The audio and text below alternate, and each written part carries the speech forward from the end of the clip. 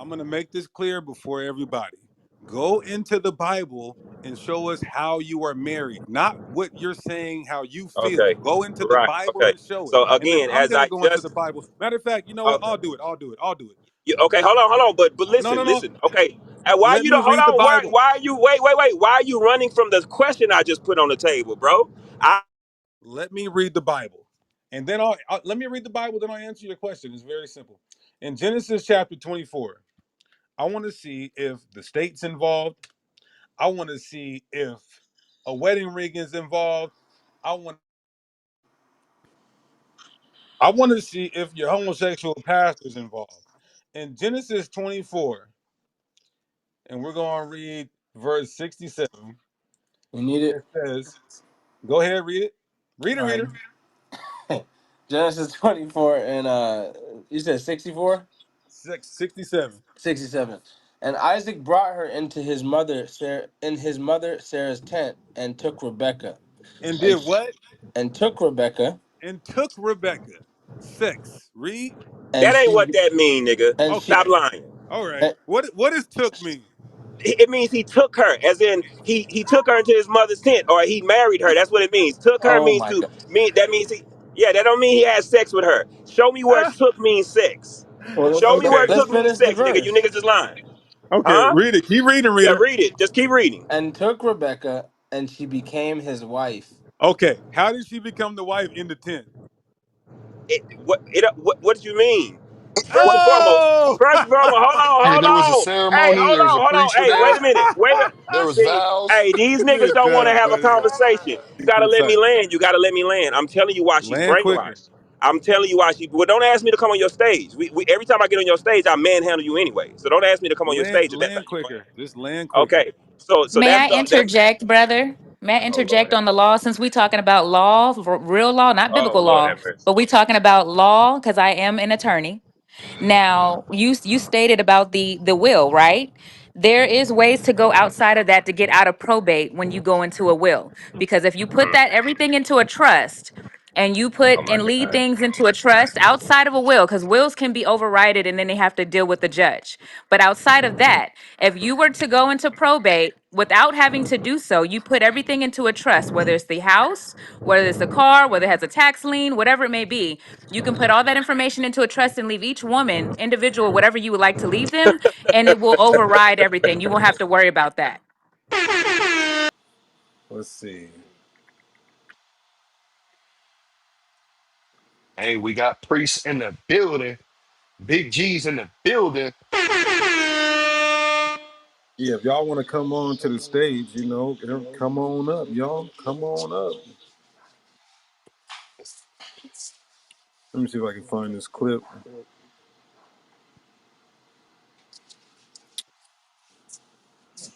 Which one is this though? Okay, yeah, this one, this one.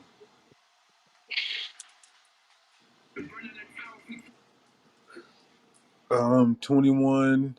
Okay, look at this. I want y'all to hear this, right? He's breaking down Isaiah 4 and 1. Let me close my door here. He's breaking down Isaiah 4 and 1. This is Deacon Ethan.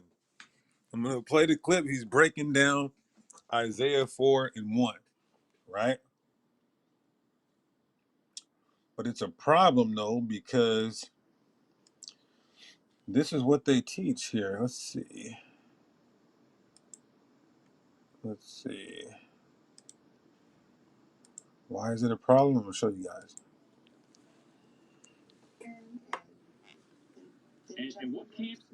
And what camps do these? Okay, so let me go to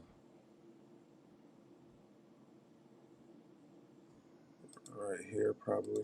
Every woman must have her own husband. Okay, so in the kingdom, multiple wives will be permitted. Yeah, when that time comes, yeah. So in the kingdom, it's righteous, but at this point, it's not. Yeah. And they're saying because we're in captivity, right? Let's see. Let me try to go there.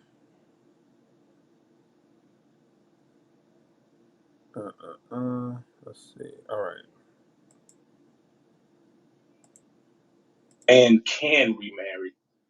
In verse 16.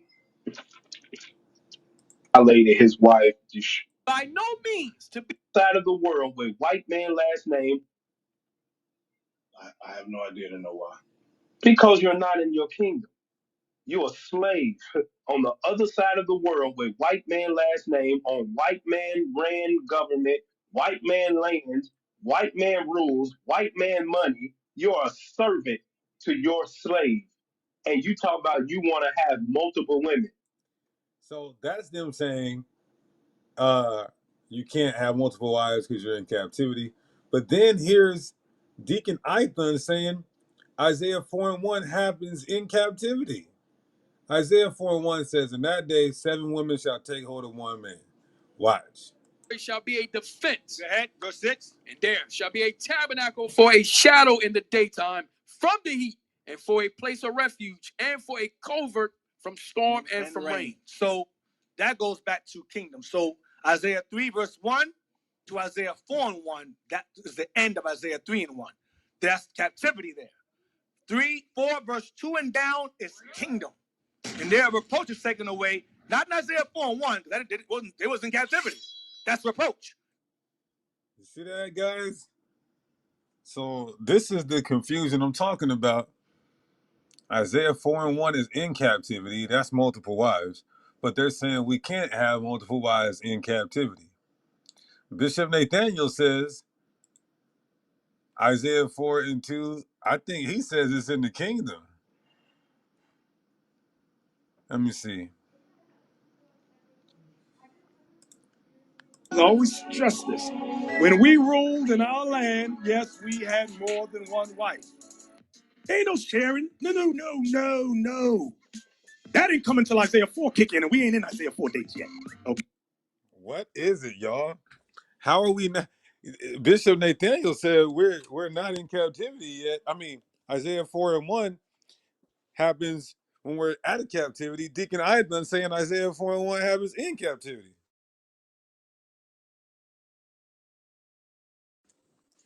Maybe you guys can help out, because I don't understand. Anybody want to come up? Look, the panel is open. The panel is open, y'all.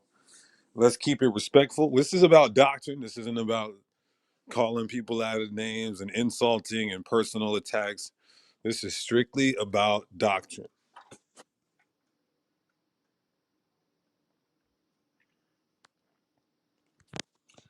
My bad, y'all. Somebody just called me. But yeah, this is strictly about doctrine. No personal attacks. So if y'all want to join in, chime in. I wish I would have known that on the live show that we did tonight.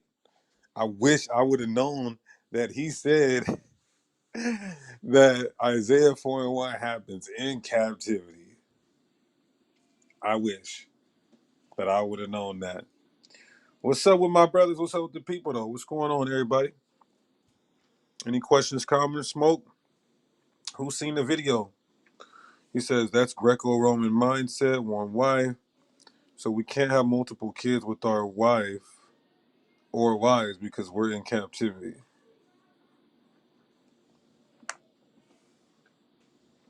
Any questions, comments, or smoke is fine.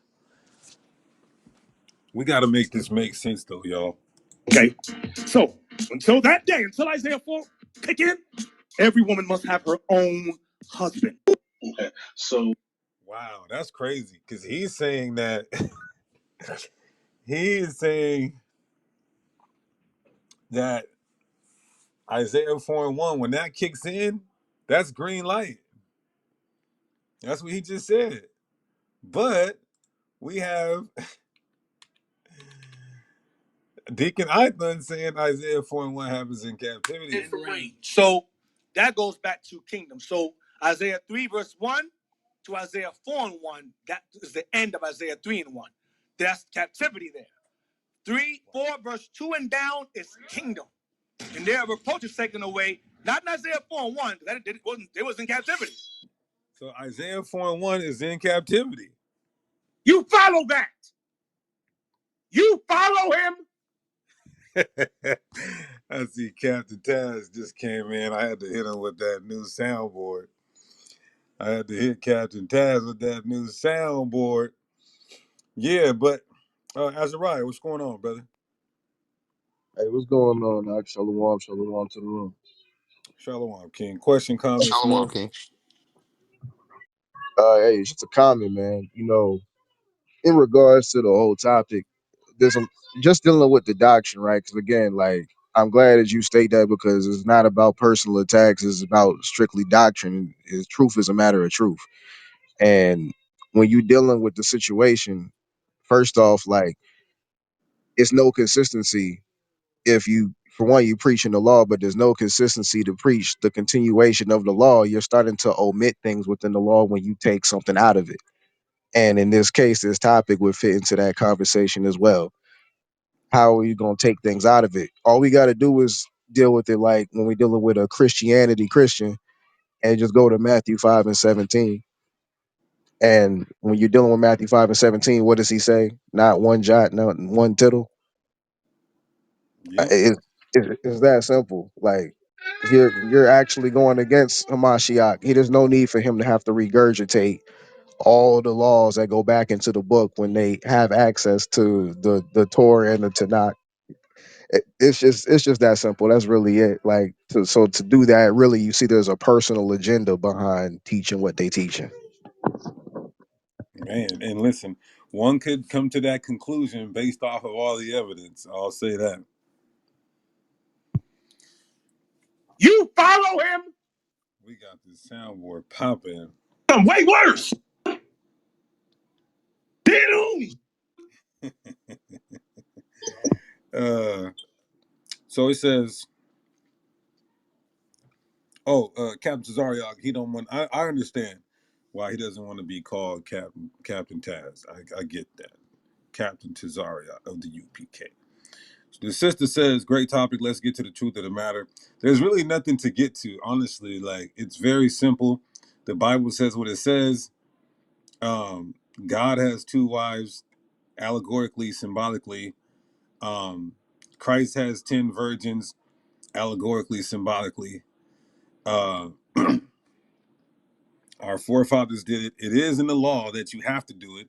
If you're married and your brother dies without him being married, you'd have to take his brother's wife or face a punishment. Um, yeah, so there's really nothing to get to the truth about. It is at this point just kind of like looking at our brothers as either they don't know or they do know. If they don't know, it's bad because Deacon Ithun said he's almost 20 years in the truth. If they do know, it's worse. I'm way worse. That's kind of where we're at right now. But the floor is open, y'all. You can type in the chat. You can come up to the panel. The floor is open. These are just some clips. This is one clip that I did miss though. I did miss that clip. Now let me see if I can show y'all this right here though. You know I'm the clip master. I am the clip master, right? Let's see. Okay. So that's why when you read once. Okay, here we go. Here we go. 2251.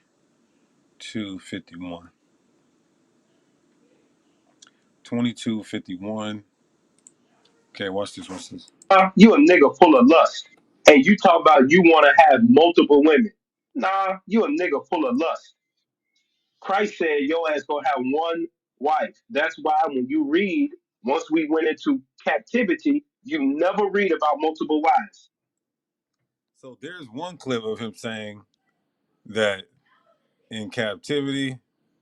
Okay, here we go. Let's get another one. 23. How God intended it for it to be. And then once he establishes that, you can do that.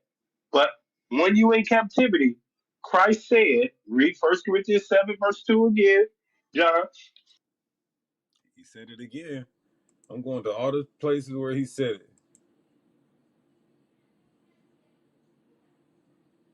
25. So we got some internal problems. We're still under Christ.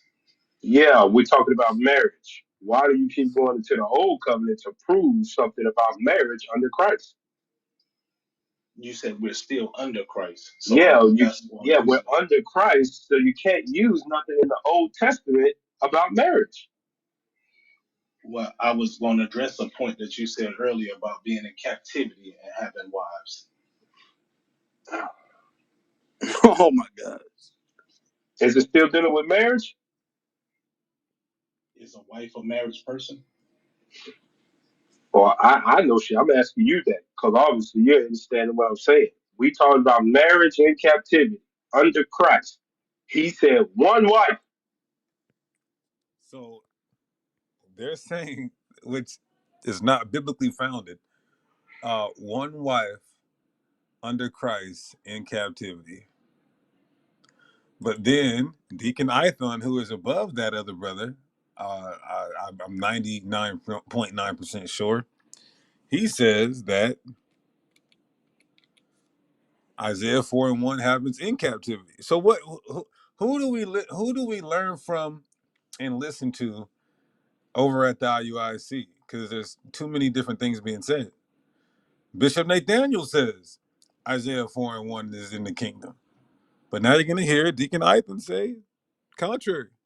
From storm Wind and and from rain. rain. So that goes back to kingdom. So Isaiah 3, verse 1 to Isaiah 4 and 1, that is the end of Isaiah 3 and 1.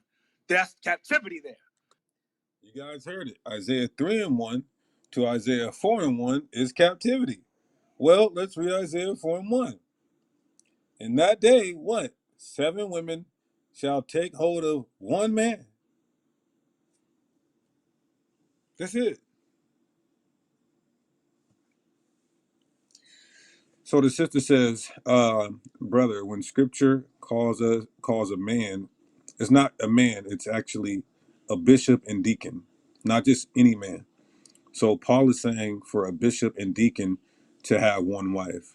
But in context, he's saying have at least one wife. Why? He further reads and elaborates that how can you know how to operate the household of God if you don't have your own household? So it's actually a requirement to be a bishop and a deacon. I'm sorry, a requirement if you want to be a bishop and a deacon to have at least one wife. So the sister says, how we reconcile this with examples of righteous men? Yeah, that's all it's saying, Lady K. Hey, could I say real quick? Yes, sir.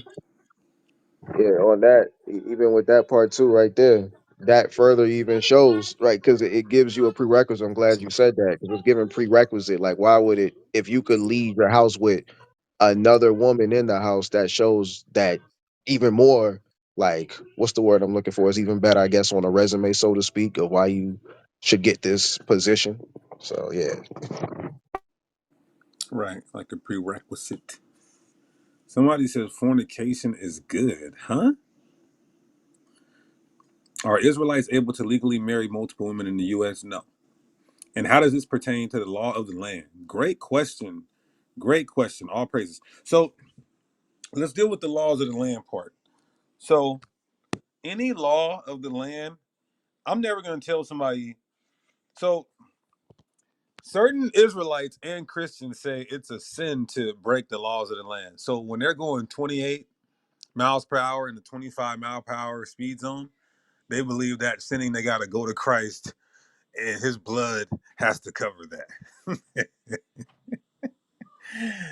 If they don't pay their taxes on time or not at all, they believe that that's a sin. They have to go to Christ for his blood to cover that. So, of course, you generally want to obey the laws of the land because you can get locked up, you can get reprisals. So, of course, it's advice and wisdom to obey the laws of the land. And so you are married in the eyes of God, not necessarily the eyes of the Edomite government, because we understand what marriage is according to the Bible before this government ever existed. So I want to give you guys something. I want to show you guys that laws that laws that go against the Bible, laws of the land that go against the Bible, we don't have to abide by those laws. That's just a fact. I ask people all the time, if they said, if they made a law that said you can't pray, and when you're in America, you can't pray to the God of the Bible, you guys gonna keep that law? Answer that for me.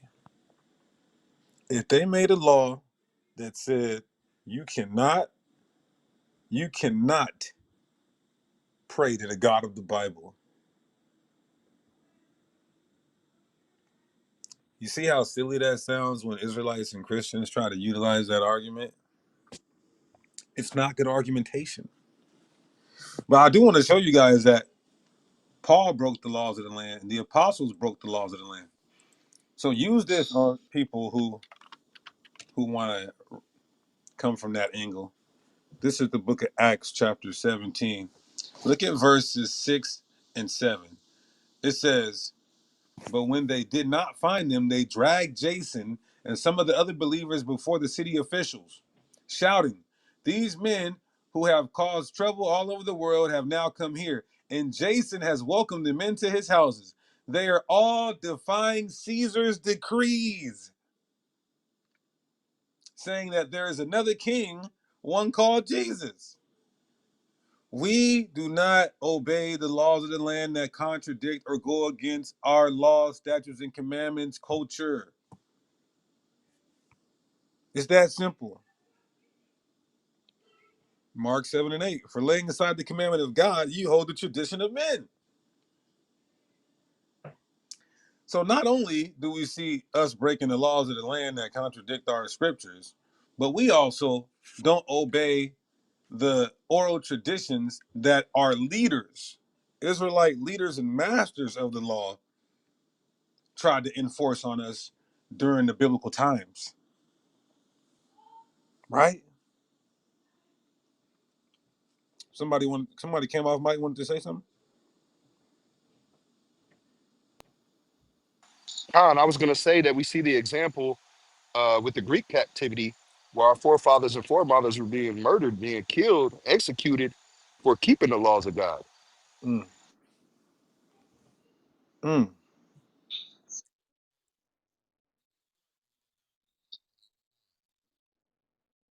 Die, so you don't keep the Sabbath. So those were the laws of the land of that time. And, many of our brothers and sisters went against that and decided to keep circumcising their kids, keep keeping the Sabbath and the holy days and the feasts. And we were persecuted for keeping the laws of God. Yeah, Shalom, Big the Benji in sis- the building. yeah, Big Benji, Shalom, brother. The sister asked though, she says, um, about the one who gets the last name. Well, um, as far as the last name goes, I mean, you could change all your wives' last name to your name. Like you could change a stranger's last name to your name. She says, "Brothers, as we speak of laws, may I ask if a man has multiple wives, do all of them have to follow the exact same rules of their husband? If each woman may need grace in different areas of her life?" Good question. And that's why I want you guys to subscribe to my new channel, Priest Hakah's Family, where my wives are going to be on live with me, answering questions, talking about things, reacting to videos, all of that. That's a very good question.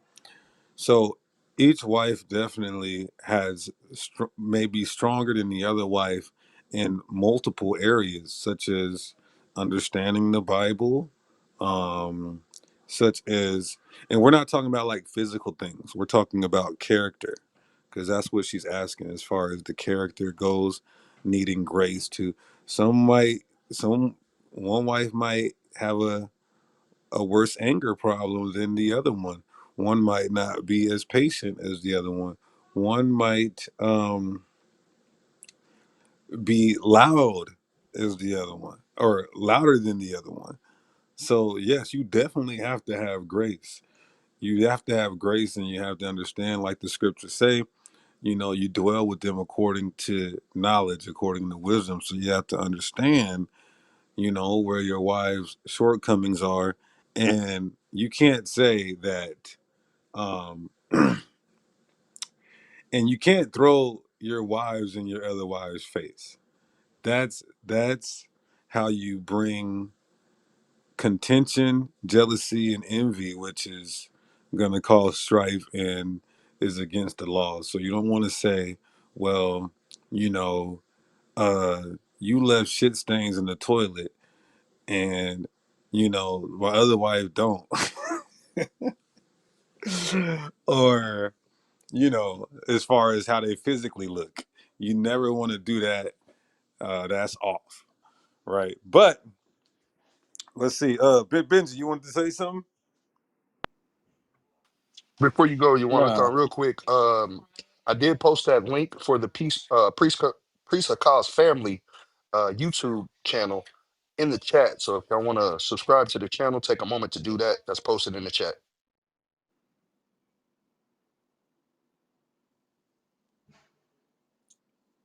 All praises, all praises. Okay. Any sisters in here who are against?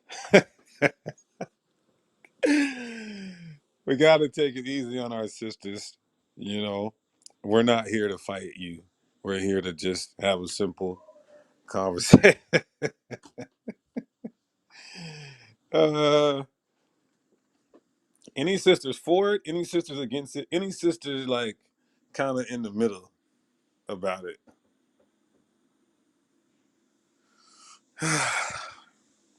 Big Benji, what's going on though, brother? Not very much. Shalom. Shalom, Shalom, everybody. shalom. Where's the side? He had work. Oh, okay. Yeah. Somebody says women work well together. Uh, that's not the case all the time. That's not the case all the time. Multiple wives is a benefit rather than a curse. That's not the case all the time either. It's like it can go extremely well or extremely hell. I think multiple wives is like either hot or cold. It could go extremely well or be extremely hell. Hey, we see some recent testimonies of it definitely being extremely hell with some Israelites in the community, man. So Man. Okay, the sister says I'm kind of selfish. Um, and one sister says men can do what they want in the truth. It is what it is. I feel no way anymore. Some sisters live in one home. I'm kind of selfish. One wife can be extremely hell. Damn, that's true. That's true. Um, it's very foreign to me. I like my own man for myself. So let me just help you guys out just a little bit. And you don't have to be in a poly relationship to get salvation. You don't even have to be married to get salvation. It's easier. I mean, well, like when Jacob's trouble heightens up, then you'll it's better to have protection. But then again, you can be a part of an organization that has men that could help assisting and protecting you when all hell breaks loose. But I do want to say though that um, you can you can be in a polygynous relationship and still be selfish. You still can be selfish, but in a respectful way. Like, when it's your time, if you guys live together, then you're allotted time. Be clingy, utilize all your time because you do have to share time. But when it's your time, you absolutely can be selfish. You can say, I'm finna dress up. I'm finna outdress my sister wives because every time he look at me, I want him to desire me. So like, um, I would say you can say I'm gonna be the first to get something if he needs something. But I wouldn't suggest that, because you do got to give them the opportunity to, serve their man as well. So, but you still can be selfish in a way, respectfully, in a polygynous relationship. She says, I'm not the biggest advocate for it, though I acknowledge it's lawful. Women are territorial, makes things rough for no reason, is childish on our part. That's good. That is good though. Like, and I think I'm blessed, not lucky, that sometimes there is territorial issues, but we're able to talk about them and, say, well, like, give, let me see if I can give an example. No, I don't want to say, instead of being territorial, be more supportive. The sister's right though. It's a problem. It's not good. It is a problem, especially now. If you're in a monogamous relationship, be territorial. But if you're in a poly relationship and it didn't get forced on you by surprise, the nigga lied to you, and now you're all of a sudden in a polygynous relationship. I hate niggas like that. But if everything was said from the jump, you knew about it, you understood what you were getting into, then you have no right to be territorial in that regard. Shalom, Sister J. Welcome to the stage. Shalom. Thank you for sending me the request, Brother Jonathan.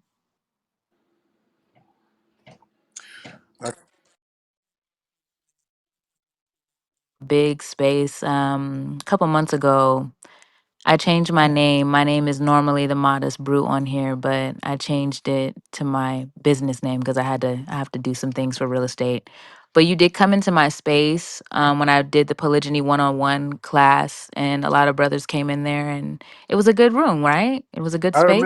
I remember you. Yeah. IUIC, however, did tell me that, and I don't know if it was really a rebuke because it was like a private conversation, but they told me, you shouldn't be teaching that because we are in captivity.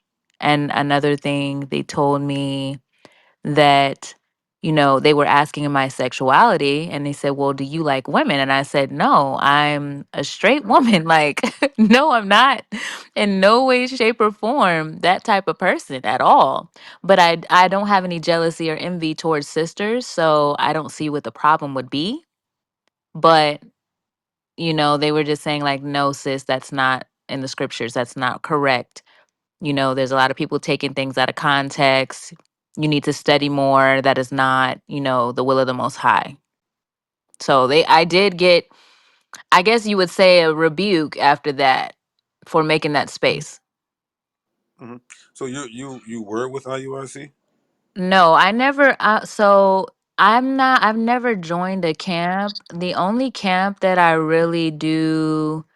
I do watch some of their videos sometime. I do like to see some of the videos. They do make a lot of good points, as well as Genesis as well.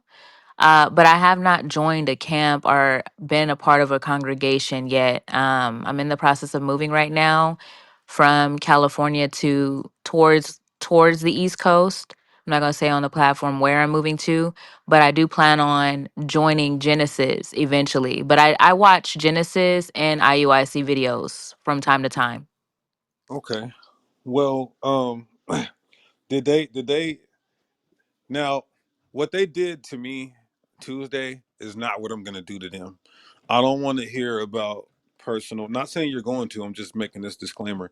I don't want to hear like about personal stuff, any wickedness you might have heard.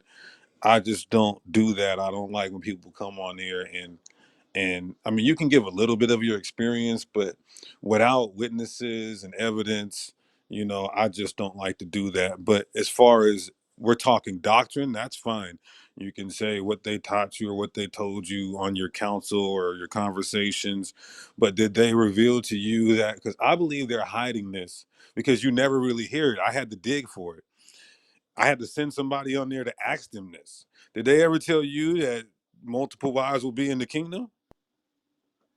No, they didn't tell me that, and I You respect that as see? well, brother, as how you're going about it, because I'm the same way. I don't need to bash a camp. I'm not bashing any bishops or brothers or any. I would never do anything like that, because they're still spreading the gospel. However, I know brothers have different doctrines that they study, but I do believe, yeah, I was in a space yesterday I was listening to, I was just, I like to listen to it like a podcast because I just like the script. I just love people talking about the Bible.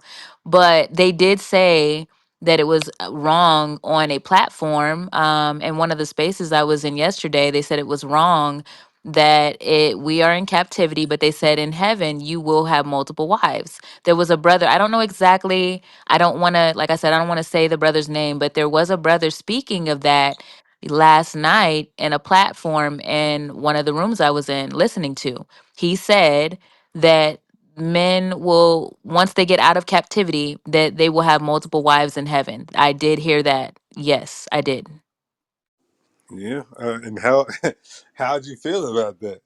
I mean, I don't see nothing wrong with it now because I'm not against polygyny or monogamy. I think, No, no, excuse me. I'm asking you. Let me clarify why I'm asking you, okay. because you said they kind of rebuked you about this whole. They said it's not the will of the Most High, but then they're saying you get it in the kingdom. So, like, when you first heard that, were you shocked, or did it make Yes, sense to you? yes, yes. I was like, wait, because I'm being told that, women, you well, and then after that the brother does go into correction and he says, well, sis, I'm not saying that you're gay or you're like that, because I'm just trying to understand why you think it's okay for men to have multiple wives. And I said there are some men that are righteous, that are deserving of multiple wives. Not every man, that's not something that every man is supposed to carry. I don't believe that. I don't believe every brother out here is supposed to have multiple wives, but there are some. And if they do it in a righteous manner, like yourself, I remember you on the platform when I made that space saying that, you had, I think you said you had three wives at the time. You can correct me if I'm wrong, but you said you had three and you said, I ain't looking for no other ones. So you clearly have some self control when it comes to your decision making as a head in your family. So I just don't see it wrong in some people's relationships. And like I said, if a brother is struggling with a bunch of things, I think that men should get themselves together before they put themselves in those type of predicaments. But if he's righteous and he's moving righteous, I don't see anything wrong. Why a sister would have anything wrong with it, if she respects her husband. Hmm. Yeah. I definitely. Well, first of all, we got my brother Kayala. What's going on, brother? I didn't even see you sneak up here.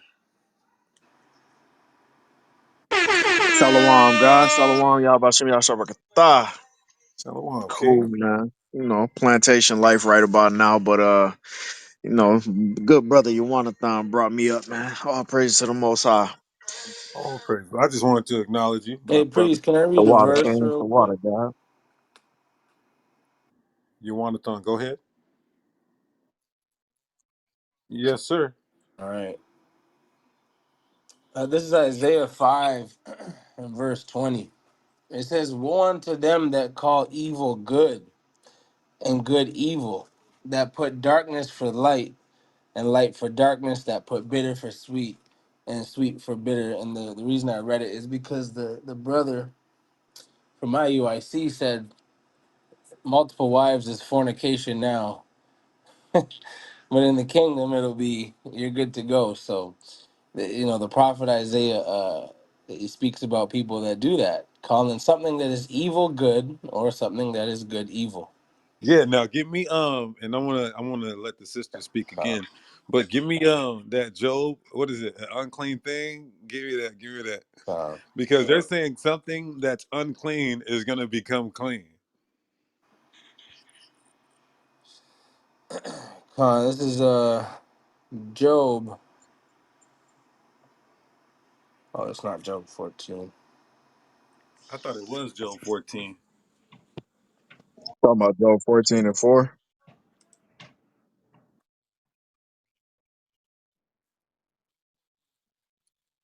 unclean, not one. Man, come on. Like, it can't be fornication. Like, it's just too much flip flopping. That's why I said that means there's a time. So there's a time where after we got the laws that we could eat pork, and then once we leave Jerusalem, no, we couldn't eat pork. And if we leave Jerusalem, we could eat pork because that's what they're saying. We're not in our land. We're in captivity. So that means what other sexual laws? What other laws like change once we leave our land or once we're in captivity? It just don't make no sense. But sister, so did you have any questions or did you have any comments, Sister J?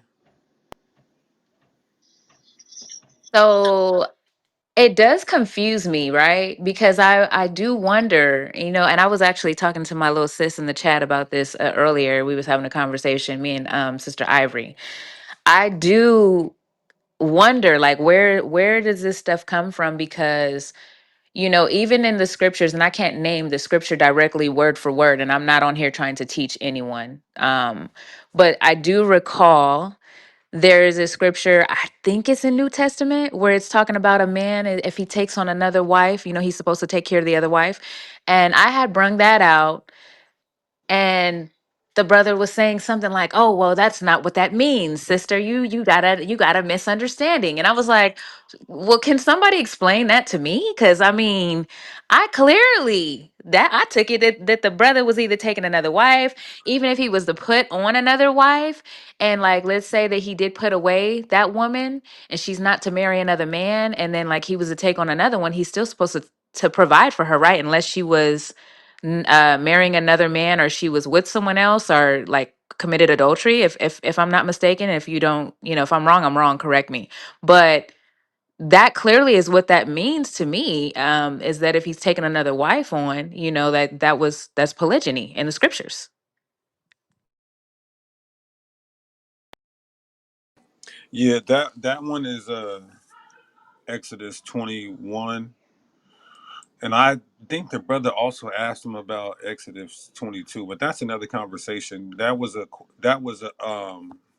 question of what is marriage, because they don't believe that lawful sex is marriage. They believe that you have to go to the state, you have to have a wedding. I think you have to go through the father, and so they're saying that it's not. But the problem is they're saying sex before marriage is is fornication. But they're on record saying Joseph and Mary had sex before marriage, because it says before she was found with child before they came together. And they say, yes, she was found with child that had sex. And then the before they came together is before marriage. They said this verbatim. And so now we also got Joseph and Mary being fornicators, but the Bible says Mary is blessed above all women, and Joseph was a devout man. So that's a problem. That's why if you don't believe sex is marriage and you don't believe in the virgin birth, you are absolutely screwed if somebody takes you to Matthew 1 and 18. But to answer your question about Exodus 21 and 10, it's very clear. If he take him another wife. Now, I have heard somebody try to like twist that to, oh, well, if his wife dies and he takes another wife. Nah, that is not the context. It literally about him taking another wife while having a wife. And so for them, I would respect it if they said, I would really respect it if they said, it's not a sin, but that was something we did, in the Old Testament.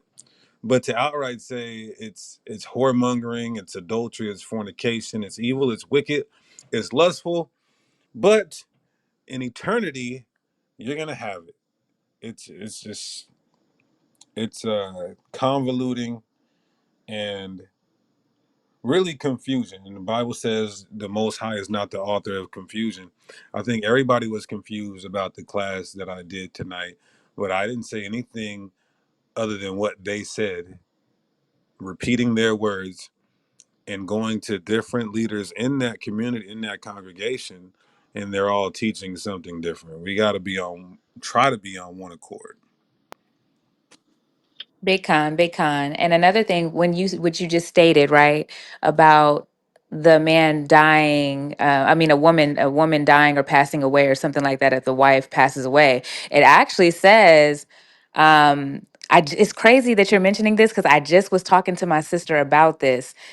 I was letting her know that when you like, unless your husband was to die, then you could get married again. But then, a man, it in the scriptures, it does not say that for a man. He can get married again, whether you died or not. You know what I'm saying? So I think a lot of people are like, they're not paying attention to the scriptures of what the instructions are for man and women, because it clearly says for a woman that she can't get married again unless that man was to die, but it never says that she can. And I think a lot of people don't understand that. They don't pay attention to the scriptures. They try to twist it, manipulate it. It's the same thing with, with women saying, like, oh, my man is supposed to respect me. Oops, nope, nope, sis, your man is not supposed to respect you. It says he's supposed to love you. You're supposed to respect your husband. So we gotta pay attention to those scriptures. That's all I wanted to comment, brother. Well, I wouldn't. It doesn't say. It does say to respect our wives, because it says that you have to show the same love and respect that Christ showed for the church to each other. So it may not say it verbatim, but you definitely have to respect your wife. Now, you don't respect your wife to a point to where it's like she's trying to usurp authority and call shots and you respect that. No.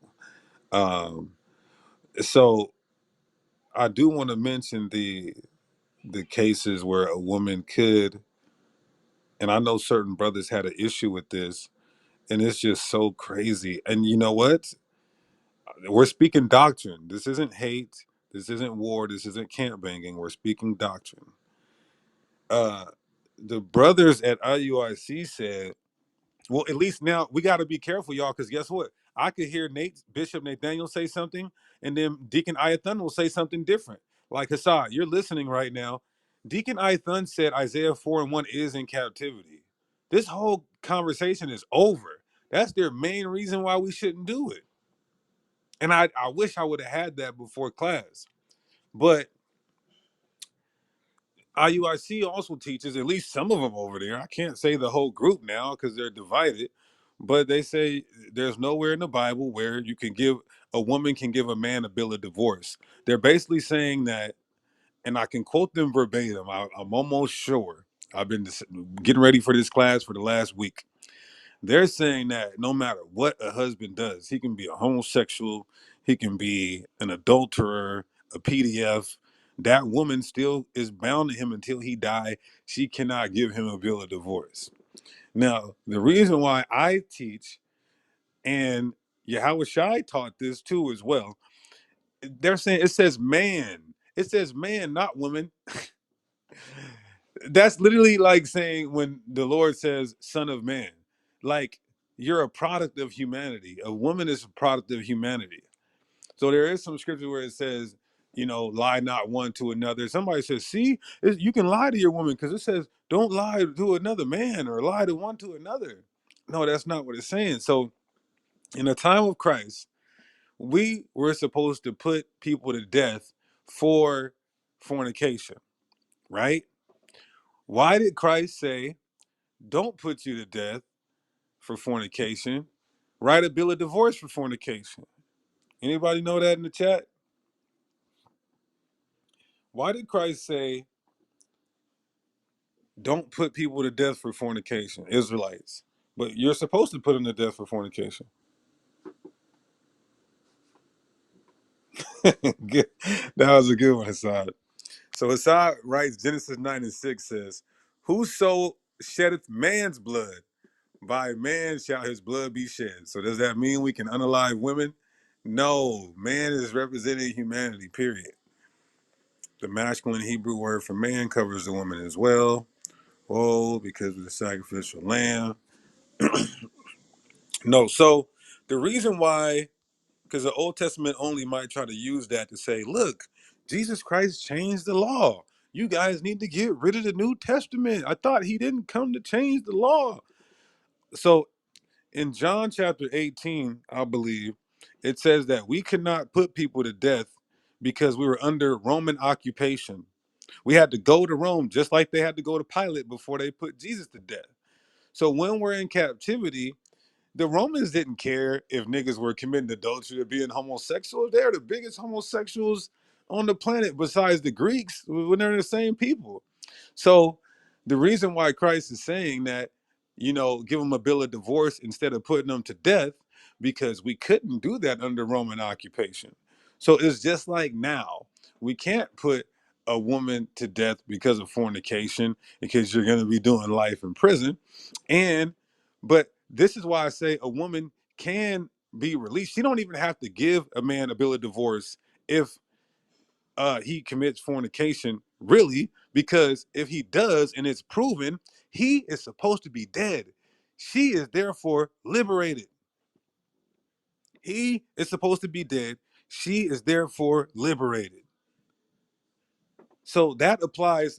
If she was in the land 2,000 years ago, he would be dead. She would be liberated. In these times, he should be dead, but we're in captivity. But she's still liberated due to the technicality of the law. But in the times that we're in, it's different as far as the applying it. You understand? So just to the sister's point, because she was speaking about the widows, and I think you were talking about the sisters being bound to their husbands. That's true. If your husband does not commit fornication, you are bound to him for life. Now, a sister did ask me another question, because there's nuances and caveats to our law, statutes, and commandments. There's a letter of the law and there's a spirit of the law.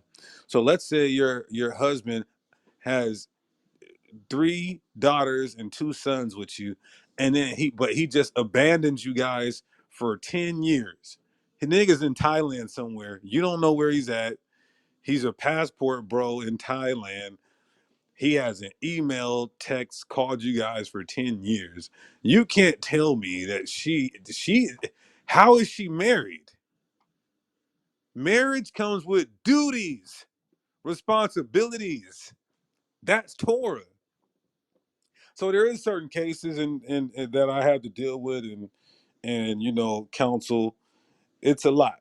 Like I said, I did 300 counsels probably in my life. And some sister goes on IUIC's channel and says that I let people give bill of divorces for no reason. You'll never find somebody who is under my tutelage or in the council with me say that. But anyway, anybody want to chime in?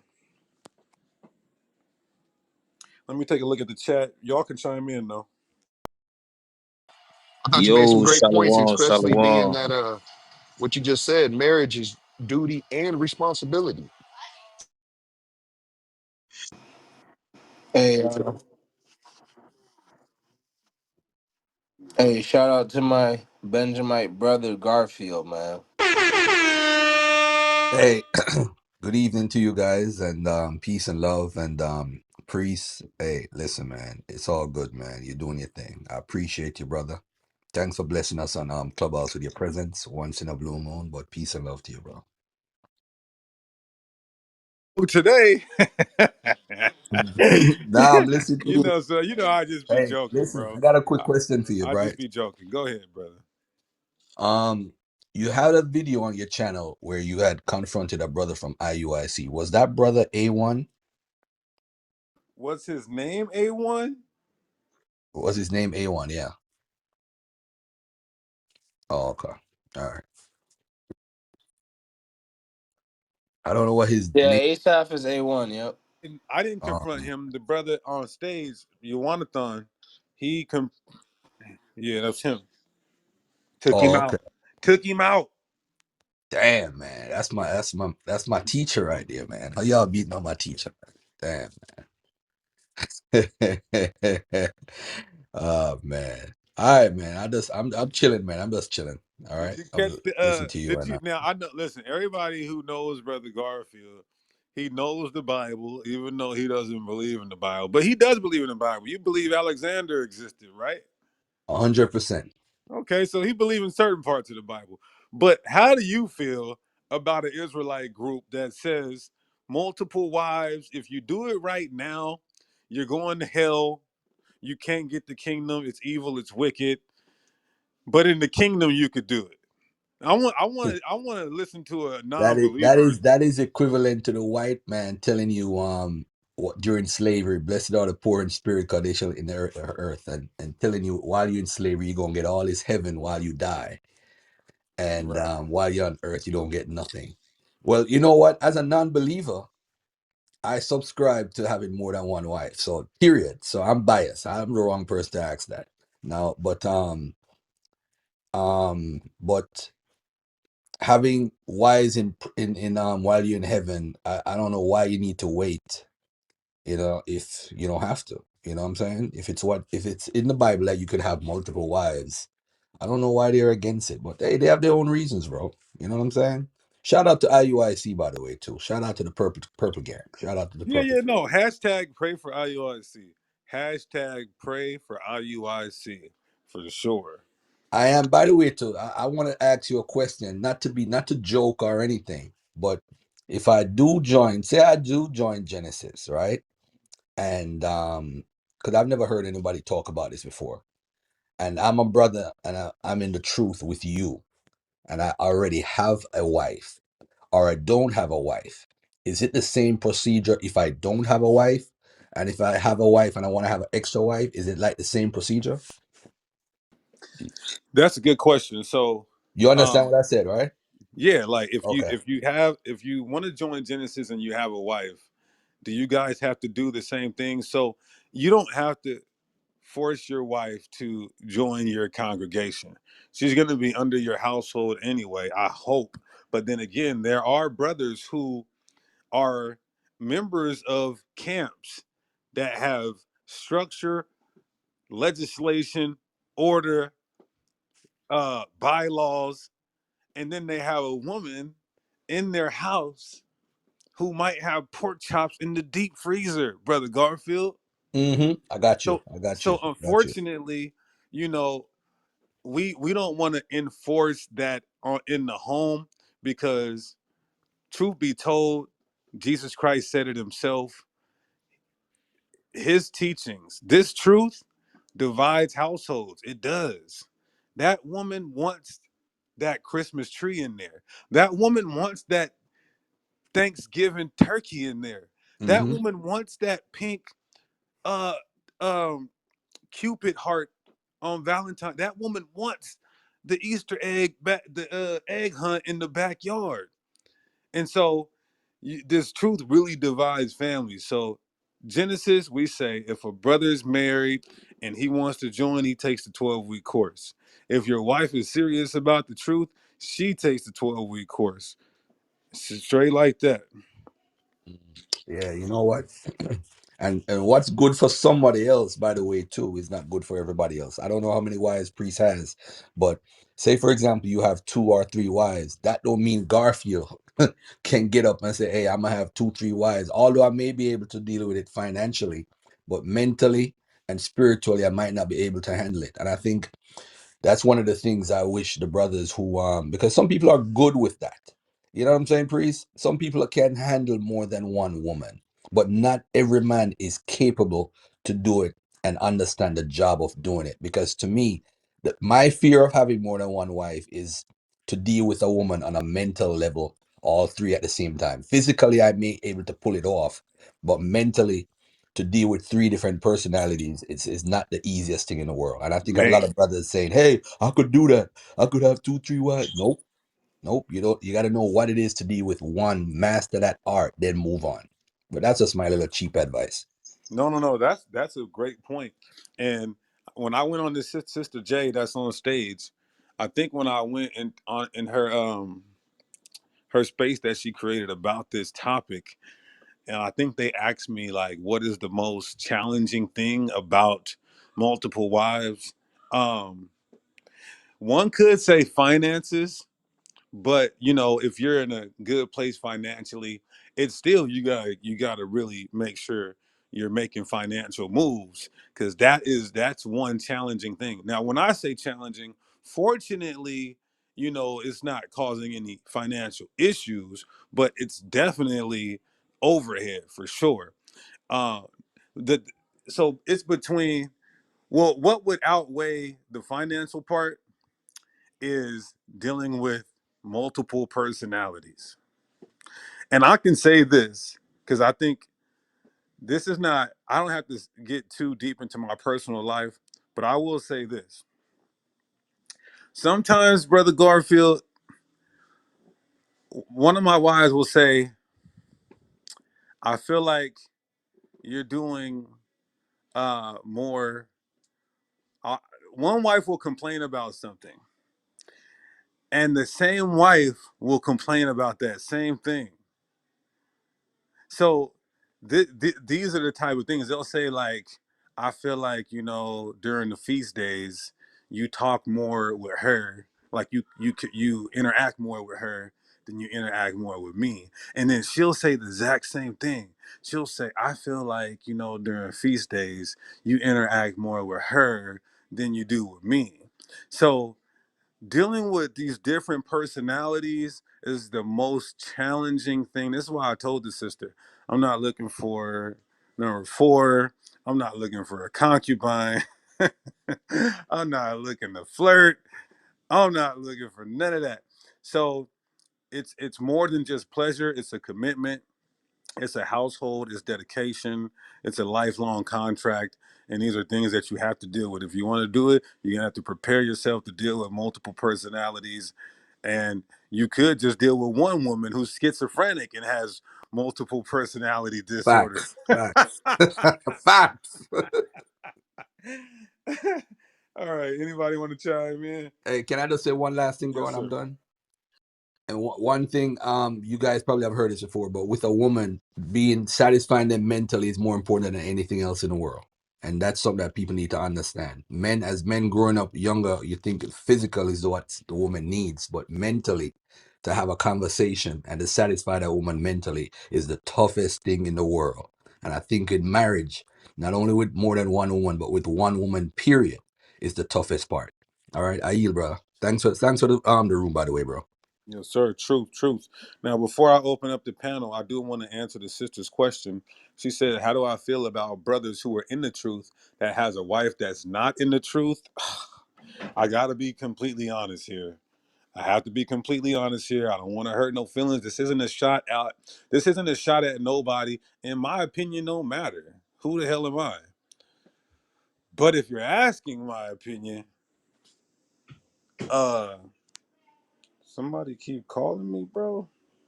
It ain't happening, my boy. Um, if you want my opinion on a brother who's in the truth and his wife is not in the truth, if he wants it like that, it's weird. Let's say he says, I don't mind. It's weird. Like, she's gonna eat a pork chop and then come tongue kiss you. You know, so if you want it like that, it's weird. I might not look at you as like a buster, but you're weird. Now, if you do want her to be in the truth and you can't get her to convert, then I just don't look at that individual as a strong man. I don't look him as a strong man. I don't look him as a man. But then there's men's, and then man's. But that's just me. All right, let's get we got a lot of people up here.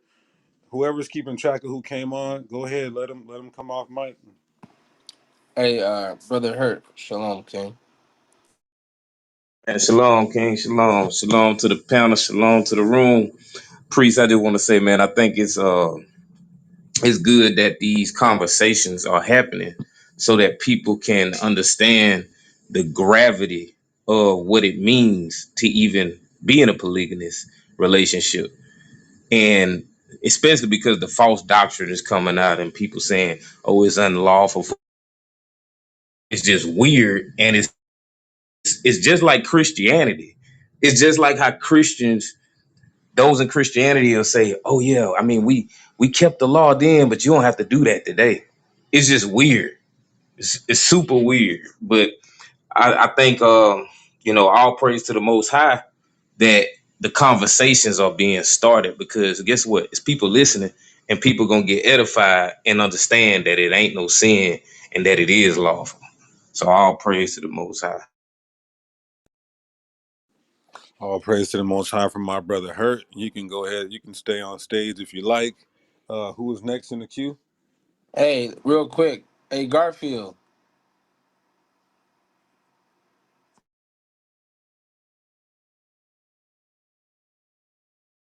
Peace, peace, peace. I'm here.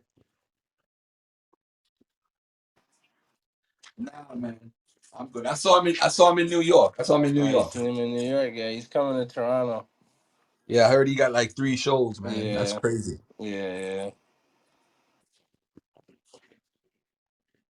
Brother, it's a. What's up, bro? No, no. The Hebrew. Oh, it was it's first. I'm Oz Yeah. Gadar. I'm in Genesis. Oh, okay, okay. It's yeah. So let me introduce this brother who is on the stage, man. It's this brother is, I already said it publicly. He said I could say it. This brother is the brother who called me Tuesday and told me that IUIC was on Clubhouse for no reason, talking mad spicy, crazy, slanderous about me. And the brother was like, "Don't worry about it. I'm gonna get him." This the brother I said, "All right, if you gonna get him," I text him those questions. I was listening in. I was texting him, making sure the punches was landing and sticking. He put them on their pockets, man. And he was in IUIC for 4 years, man, But go ahead and come off, Mike. What you got to say, my dear beloved? Nothing much. Shalom, family. Most High in Christ bless everybody up here on the panel, all sisters and brothers in the audience watching and listening. Hey, look, I'm just happy to be able to do any type of work for the Most High. All praises, all praises. Now, for the record, y'all, you're in a monogamous relationship, right, brother? Absolutely. 12 years married. All praises. See, I don't look at brothers with one wife and say them brothers are weaker or less righteous. That's corny. Even if I joke around, like in all seriousness, and I say this when I'm dead ass, but to those those in monogamous relationships that try to shame us for doing something biblical, that's when I get on their helmet. But this is my brother, and a lot of my brothers are monogamous. I don't shame them brothers or anything like that. It's just that when it's like, now I gotta bring this up. It's like I don't mind if a nigga keeps the Saturday Sabbath until you talk about the Lord's Sabbath. Now I got a problem. So, all right, man. Listen, blessings to your marriage, bro. I appreciate you for looking out for me, man. But if you hear them talking about me again, I don't care. I don't want to go back and forth with these guys, man. Just cut them. Just use them scriptures and cut them again. All praise. All praise. All praises. Okay, sis, since we do got the sister as a guest, and she's kind of a representative for the sisters, did you want to say anything, any statements, anything you want to respond to? I know I said a lot based off of what you said about like widows and respect and being bound to your husband and all of that. So I was in a courtship with a brother from Genesis. I ain't gonna say his name on here. We still cool, actually. I just text him and let him know I was on the platform. But uh I would say for sisters, I would just tell you to get that out of your hearts as far as like sharing your husband and stuff like that, and like you don't want nobody to have them, because I mean, of course, we have these things into us. If you haven't been brought up and raised that way on patriarchy, And for those that don't know what patriarchy is, it's more so about when a man is just the lead and how things are structured with the man is in your life. Even with you just having your father in your life, and men are going before a woman's father to ask their hand in marriage, is a whole bunch of things that they would do righteously, just like how they did in the scriptures, that a lot of women are not doing and a lot of brothers are not doing as well.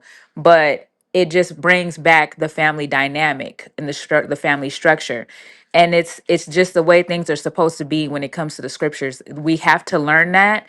When we know that and we know our roles as women, we have a totally different understanding of even what a sister wife is for. Like, a sister wife is for your sisters. And a lot of times we get this misconstrued in our heads that, oh, he got another whoop de whoop. So, at the end of the day, feel a way, whatever about this. But it's like, when you really understand what it's for and what the goal is we were created. It says man should not be alone, but we were created for them. They're not created for us. So that means we have to be able to put aside our pride and our ego and our jealousy, if you have it, and be able to supply yourself to that man's needs, whatever his wants may be. Your husband may say at the beginning, baby, I only want you. But at the end of the day, being submissive and being able to also be with a man, I think people also have to get it together. It's number one thing for sisters and brothers. When we say evenly yoked, being unevenly yoked doesn't just mean the same religion. Your mindset has to be coordinated to your husband's mindset as well. How that man thinks is how you should be thinking. When he's in a place and you can't call your husband and you say, you know what, let me call and see what my husband thinks about this. Sometimes it doesn't necessarily mean that you got to call him, because if you know how your man is and you know him and you studied him and you know how he thinks, same thing as if what type of woman he likes. You should be able to go out in the field for them sisters and say, you know what, this woman might be a good potential wife for my husband's household, because this is what my man wants. This is how he carries himself. This is what he likes. This is how he thinks. And you wouldn't even really have to ask him no questions too much if y'all are on accord and you only been bonding with him. It's scientifically proven. DNA. That man's DNA is inside of you, so you eventually you begin to think like him, and that's a part of being evenly yoked. I have nothing else to say. Hey, shout out to the And powerful sister sister, man. talking good. Sister talking good up in here, all praises.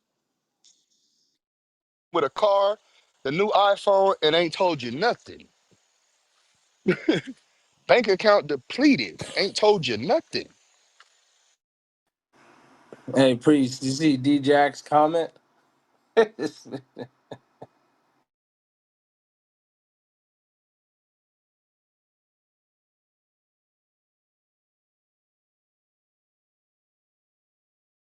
Not brother D Jackson talking about I'm brainwashed. Brother, listen, I'm practicing what the scriptures tell us to do. All love, brother. Yeah, we want to know why. Go ahead and come up here, D Jack. We want to know why the sister's brainwashed. I would love to hear it. I want to know why. Yeah, come on up, brother. It's all love, man. And this is a good topic. Listen, this is one of them topics where, like, if you're not emotional, whether, you know, sisters are more prone to, getting in their feelings. There's a whole platinum song called Feelings. So, but a man on this topic should not get emotional. But then again, we got a problem with a lot of be-made individuals when this topic comes about. Or D-Jack, you don't have to come up if you don't want to, but can you put it in the chat why you say the sister's brainwashed?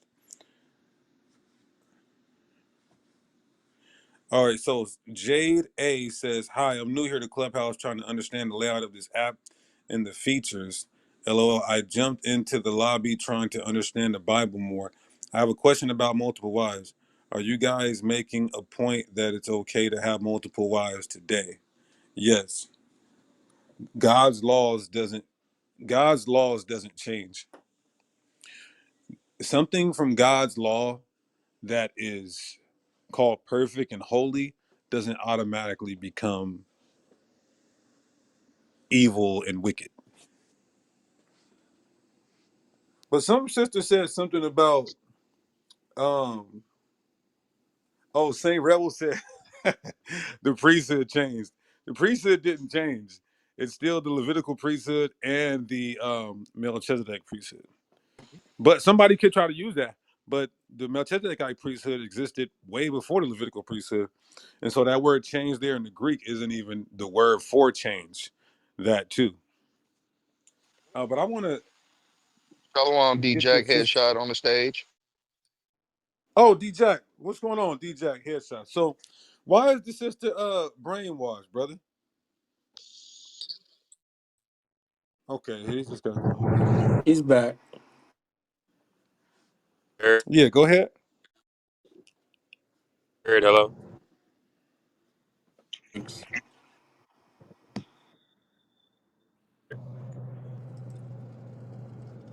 hello.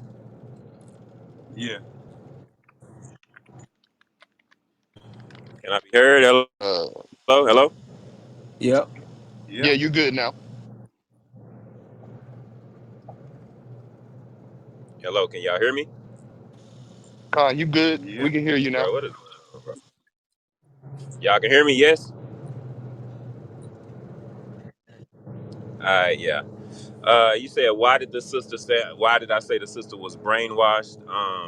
I don't know if that's the same J A. I don't that I'm familiar with, but what I heard definitely was the idea and the notion of making a woman, trying to convince women to be satisfied and to be content with being sister wives is definitely pushing a brainwashed doctrine, in my opinion. First and foremost, as a second quote unquote, there's no such thing as a second wife in this country, right? In this country, only one wife, right, is actually your wife. Only one wife actually gets anything. If you were to die, well, I'm not gonna say. Well, if you were to die and you had one wife on paper, those two or three other wives would unless you left some type of will, which even that I believe they could contend with. That it'll be hard pressed for those other so-called wives to get anything from you, because you know what that would be considered. That would be considered in this country adultery, right? Only the wife that's actually your legal wife would have a right to anything. So for any second or third or Okay. fourth wife to convince themselves that they're your actual wife and that they're actually being viewed as such, yeah, that's not the case. We don't live in Okay. Israel in BC, the BC era. We don't live in a time where there is actually, it's completely illegal to have a second wife. There is no second wives in this country. Okay. So America now, the white man's country, is now your standard of what the Mhm. model marriage should be like, is what you're saying. Oh no, I didn't say that. You didn't hear me say that at all. What I said was, hey, let me ask you a question real quick. If you have more, I don't know how many wives you got. Let's say you got four. How many of those wives can legally have access to your property, your things? If you choose to divorce them, can legally require alimony from You you, said a et lot. cetera, You et said a cetera. lot. Let me respond. You already said that in your first statement. So let Yeah, me you didn't. respond to Yeah, everything respond. you said. You getting you Yeah, the I'm one not getting done. I'm emotional. gonna respond to everything you said. What's up? I thought we were just chatting. You said Okay, go ahead. that same thing in your first statement. Let me address all of it. So, for one, you even mentioned a will, a power of attorney. You have something in writing, you leave everything or whatever percentage you want to leave with your wife. That's for two. For three, you said the Mhm. sister's brainwashed. Now, you do understand that multiple wives are legal today outside of America? Are they brainwashed there? Yeah, well, that's what we're not talking about. Do you live in America? What are we talking about? No. Where you live at? Okay, but I'm asking you a question though. Well, yeah, well, but the reason why I'm saying she's brainwashed is because we do live in America, and she's not a Okay. second wife here. Hold on. Let me Okay. let me answer your question. in those places where being a second wife is legal, they have laws, right, to protect and to provide for, and that actually make those other women's wives. You know what I mean? Here, you don't have. There is no second wife here. And now Okay, watch you this. didn't actually answer my question. My question was, because this is the thing. You said a will. Listen, if you're married, right? If you're married to one woman, if you're married, the state only recognizes one wife. If that one wife, if you try to leave something to a quote unquote second wife, that one wife could just absolutely eviscerate that so-called will that you're leaving. She could say this was adultery. This woman shouldn't get anything. And I promise you, a court is going to uphold your actual wife versus the woman you were committing adultery with, according to the state. No, Okay, so that's not okay, so that's not leaving your let me second wife. chime in. Okay, let me chime in. So anything that is put in a will or a power of attorney, especially with the language of who you're leaving it with and who they are to you, has to be Mhm. upheld. Now, for four, my fourth point, you're saying that, oh, in America, it's adultery. What is adultery according to the Bible? Brother, listen, when I'm saying in America it's adultery, I'm speaking from the standpoint of how laws are enforced here. I'm not Okay, so talking about, I'm not even going into the, hold on. You gotta let me answer you, bro. Chill out, hold on. We're not having a conversation on what the biblical definition of marriage is right now, right? You're asking me why I'm saying this sister is brainwashed. What I'm saying is this. If you as a put it this way, if that wife, your quote unquote second wife or your third wife, decided to leave you, she would not be entitled to anything, nothing. You, we're not talking about, let's take death off the table. Let's say she just got tired of you. Let's say you was going upside her head or XYZ, and she just wanted to leave you. Let's say she decided she no longer wanted to be a Hebrew Israelite, didn't believe in your doctrine anymore, and wanted to divorce you so that she wouldn't have to be a part of a sister wife clan. She wouldn't be able to get anything DJ, from you because there is no, hold on. I'm landing right here, bro. You don't want this thank information you, to come thank out. you. No, She you're wouldn't you're she would try to be she would more hold on, but precise you and gotta let me concise. land. You gotta let me land. I'm telling you why she's Land quicker. brainwashed. I'm telling you why she, well, don't ask me to come on your stage. Every time I get on your stage, I manhandle you anyway. So don't ask me to come on your stage if that's how Land you quicker. plan. Just land quicker. Okay. So May that's I the interject, brother? May I oh Lord interject have on the mercy. law since we talking about law, real law, not Oh biblical Lord law, have mercy. but we talking about law because I am an attorney. Now, you stated about the will, right? There is ways to go outside of that to get out of probate when you go into a will. Because if you put Mhm. that everything into a trust and you Oh put my and leave God. things into a trust outside of a will, because wills can be overridden and then they have to deal with the judge. But outside of that, if you were to go into probate without having to do so, you put everything into a trust, whether it's the house, whether it's the car, whether it has a tax lien, whatever it may be. You can put all that information into a trust and leave each woman, individual, whatever you would like to leave them, and it will override everything. You won't have to worry about that. Damn. Okay. Damn. Okay. Hold on. DJ, Pause. but Pause. wait, but Listen. wait, but So, wait, real so, Somebody quick, got hey, real bro, somebody quick, got a hold on. box Y'all cutting passing. me off real while quick. why? Hey, listen. Why did you ask me to Nah, come on your hold on, hold stage? on. Don't cut me Hey, off while I'm talking, bro. I didn't No, even finish my point. hold She on. getting Let's off mic reset. cutting me off. You getting off mic Hey, cutting me off. can Let me you land my plane, decompress, bro. brother? So Decompress let real me quick. land my plane, bro. Decompress. Every time I have a But wait, conversation with you, you do this. DJ, DJ, listen. Calm down, brother. I'm gonna let you speak. So let's just get some order here. You're gonna land your You cut me plane. off now. I was speaking, and you cut me off. What you It doing? doesn't matter if you're speaking. You're not the. This isn't your All room. right, all right. I'm going back to the audience. Hey, check this You out though. always run Listen, like hold on, that. real quick. Stop Let me say running. this before I I go. was just trying to say, Let me say this no, before I no. go. I was I just got a debate. Hold on. mute up, Hey, listen, priest. I mute got a up, debate mute up, tomorrow. mute up, mute After up, my debate mute up, tomorrow. mute up. hey, priest. Thank Hey, thank priest. you. I saw him having a conversation with Yawanathan in one of his rooms earlier today, and he was begging, he was imploring Yawanathan to respect the moderation because when he comes into our rooms, according to him, Hey, I'm gonna he go to the has to audience. follow, Hey, it's he been has to nice be You see talking, that? y'all. You Nah, Hey, see don't get out, leave. that? y'all. Don't This leave. dude Nah. is Solomon. so unruly. Solomon. He is so What? unruly. I was gonna It's let him land his plane, and then I was gonna say, make sure I get to ask you. So he's saying that she's her his only point of saying she's brainwashed is because she can't get no inheritance, which he's wrong on that. That was his point. Not that it's morally bad, not that it's against the Bible, but she can't get any money if the man dies. Again, in which he's wrong on that, and the sister proved the point. But D-Jack, you got to do better, bro. Anybody else want to come up and like breathe and decompress and be cordial with the conversation? Other than that, the floor is the stage is open if you guys want to say something. Respond to what the sister said, but it's, maybe we can give him a second chance, man. D-Jack, can you And come up here to and respond to what she said? Because I know he does. It's just a waste of time. He doesn't know law. Oh my God. Hey, listen, why you inviting me on your stage? You ain't gonna let me speak, bro. One thing about it, hey, BOS, whatever your POS, whatever your name is, bro. One thing about it, when Yawanathan was in our room, he was treated with respect and he was allowed to speak. Right? Only time he was asked not to speak was when he was cutting off somebody that was already speaking. When he was speaking, he was allowed to speak and make his point. Hey, but yeah, man, I'm not. I already know how you are, bro. You gonna get emotional. That's what you do every single time I get on stage. You done. Every time I Bro, done got on stage, you done kick me to can the you audience. just You respond to still what like she you said? over talking me now. You over talking No, me now. You over talking me. just I'm respond talking to to what you. she said. Why are you? I'm talking to you. Why are you asking me to respond to her? I'm having a conversation with you. I don't even remember what she said. I was I, half listening, to be honest with you. all right, let's give him the floor. Listen, Go go ahead, brother. respond to her and not me.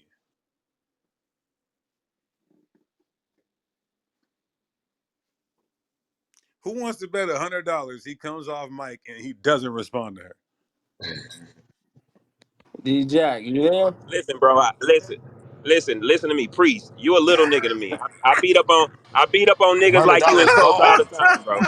It's I gone. beat Nah, up, I bro. beat up on niggas like you in Coast all the time, bro. Okay, Okay, all the cool. Can time. you You in the cult, respond to nigga, Can you and you respond to her then? okay. Okay, I was barely even listening to her, bro. I was responding to you. Why you asked me to respond to a woman? You asked me to come on stage as a man. You asked me to respond to a woman. I wasn't talking to her. Okay, well, I was talking to you. okay. Where you So go, nigga? We was having a she's on the conversation. panel. You need her to help You you made it. out? No, You you need her made a help? statement, DJ. You made a statement about why she's brainwashed. I then said something, and now the sister is speaking for herself. So, do you want to respond to what she said? Nah, no, I didn't hear her. I wasn't paying attention to her, to be honest with you. I'm driving. Do you want to have a conversation with me? I'm almost to my destination. You asked me to come on stage Okay, and talk to you. You a man. Why you Hey, ask me to priest. respond to a woman, nigga? so Maybe, Hey, let's priest. maybe you can allow the let's sister. rewind. Let's rewind while we're even here. You said she's brainwashed. I said why. One of your main reasons was, oh, well, she doesn't get any inheritance if she dies. If he I got say, oh, I'm sorry, if the man dies. right. I say there's a will, there's a power of attorney. You said, oh, well, they can contest that. She then comes and said, because then I brought it back to the Bible, because you said, oh, it's adultery. I said, well, to hell with what America's saying. The Bible that says that's not adultery. And then you're saying she's not considered a wife in America's eyes. Well, how does God recognize a marriage? Mhm. Through lawful sex. So these Oh my are god. why these, okay, well, here's what we'll do, This nigga DJ. said through We're lawful gonna no no sex. no This nigga's in the let's cult. give you the floor Yeah. to go into the Bible and Uh-huh. show us how God recognizes marriages. Go ahead, you got it. Okay. So it's definitely not through lawful sex. That's not. What is lawful sex, bro? Let me ask you that. Lawful sex is you have a What is matter of fact, let me ask you this question, even better question. you What's unlawful sex, nigga? What's unlawful unlawful sex? sex is any type of fornic, like if the woman's married and you have sex Uh-huh. with her.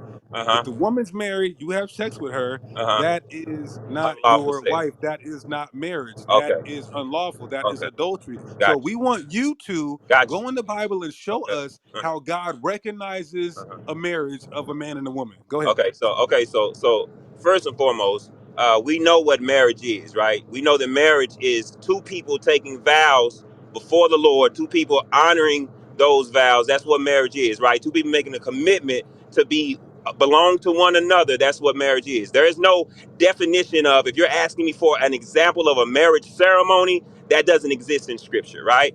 But however, so if we're going to take your definition of marriage, then how many wives do you have? Because I know you don't have sex with more than the women that you call so-called married to today. So if you're saying that marriage is, as long as you're not sleeping with another man's wife, You're lawfully married. Have you divorced all those women you had sex with in your lifetime? Because clearly you married to all of them. If according to you, sex is marriage, right? Let me ask you this one more time, brother. Can you answer what Go I into asked the you? I Bible. answered the question for you. No, I you just did said not. there's no. No, you I did just not. said yes, I did, brother. I Listen, want you listen to go again. into the Bible and He show running, what you y'all. just This is what he said. do every time. No, Every no. time I get on stage, he runs. I'm going to make this clear before everybody. Go into the Bible and show us how you are married, not what you're saying, how you feel. Okay. Go into the Right. Bible Okay. and show it. So And then again, I'm as going to I go into the just Bible. Matter of fact, you know what? okay. I'll do it. I'll do it. Okay, hold on. But No, listen, no, no. listen. Okay. And why Let you me don't hold read the on? Bible. Why are you wait? Why are you running from the question I just put on the table, bro? I Let me read the Bible. And then let me read the Bible, then I'll answer your question. It's very simple. In Genesis chapter 24, I want to see if the state's involved. I want to see if a wedding ring is involved. I want I want to see if your homosexual pastor's involved. In Genesis 24, and we're going to read verse 67, You need it. it says, go ahead, read it. Read it, All reader. right. Genesis 24 and you said 64? 67. 67. And Isaac brought her into his mother Sarah, in his mother Sarah's tent, and took Rebekah, And did and what? and took Rebekah, And took Rebecca. Sex. Read. and that ain't what she that mean, nigga. and she Stop Okay. lying. All right. and, What does took mean? It means he took her, as in he took her into his mother's tent, or he married her. That's what it means. Took her oh means my to god. mean that means he. Yeah, that don't mean he had sex with her. Show me where Ah, took means sex. Well, Show me where okay. let's took means finish the sex, nigga. You verse. niggas is lying, Okay. huh? Read it. Keep reading, Yeah, reader. read it. Just keep reading. And took Rebekah, and she became his wife. Okay. How did she become the wife in the tent? What did you mean? First and foremost, Oh! Hey, there was a Hey, ceremony. There was a hold on. priest Hey, wait there. a minute. There was See, vows. hey, these You're niggas don't want to done, have a buddy. conversation. Hey, You're hold on. done, They don't buddy. want to have a Hey, hold on. Don't go nowhere. They don't want to have a We conversation. ain't First going of all, nowhere. okay, Your well, brain.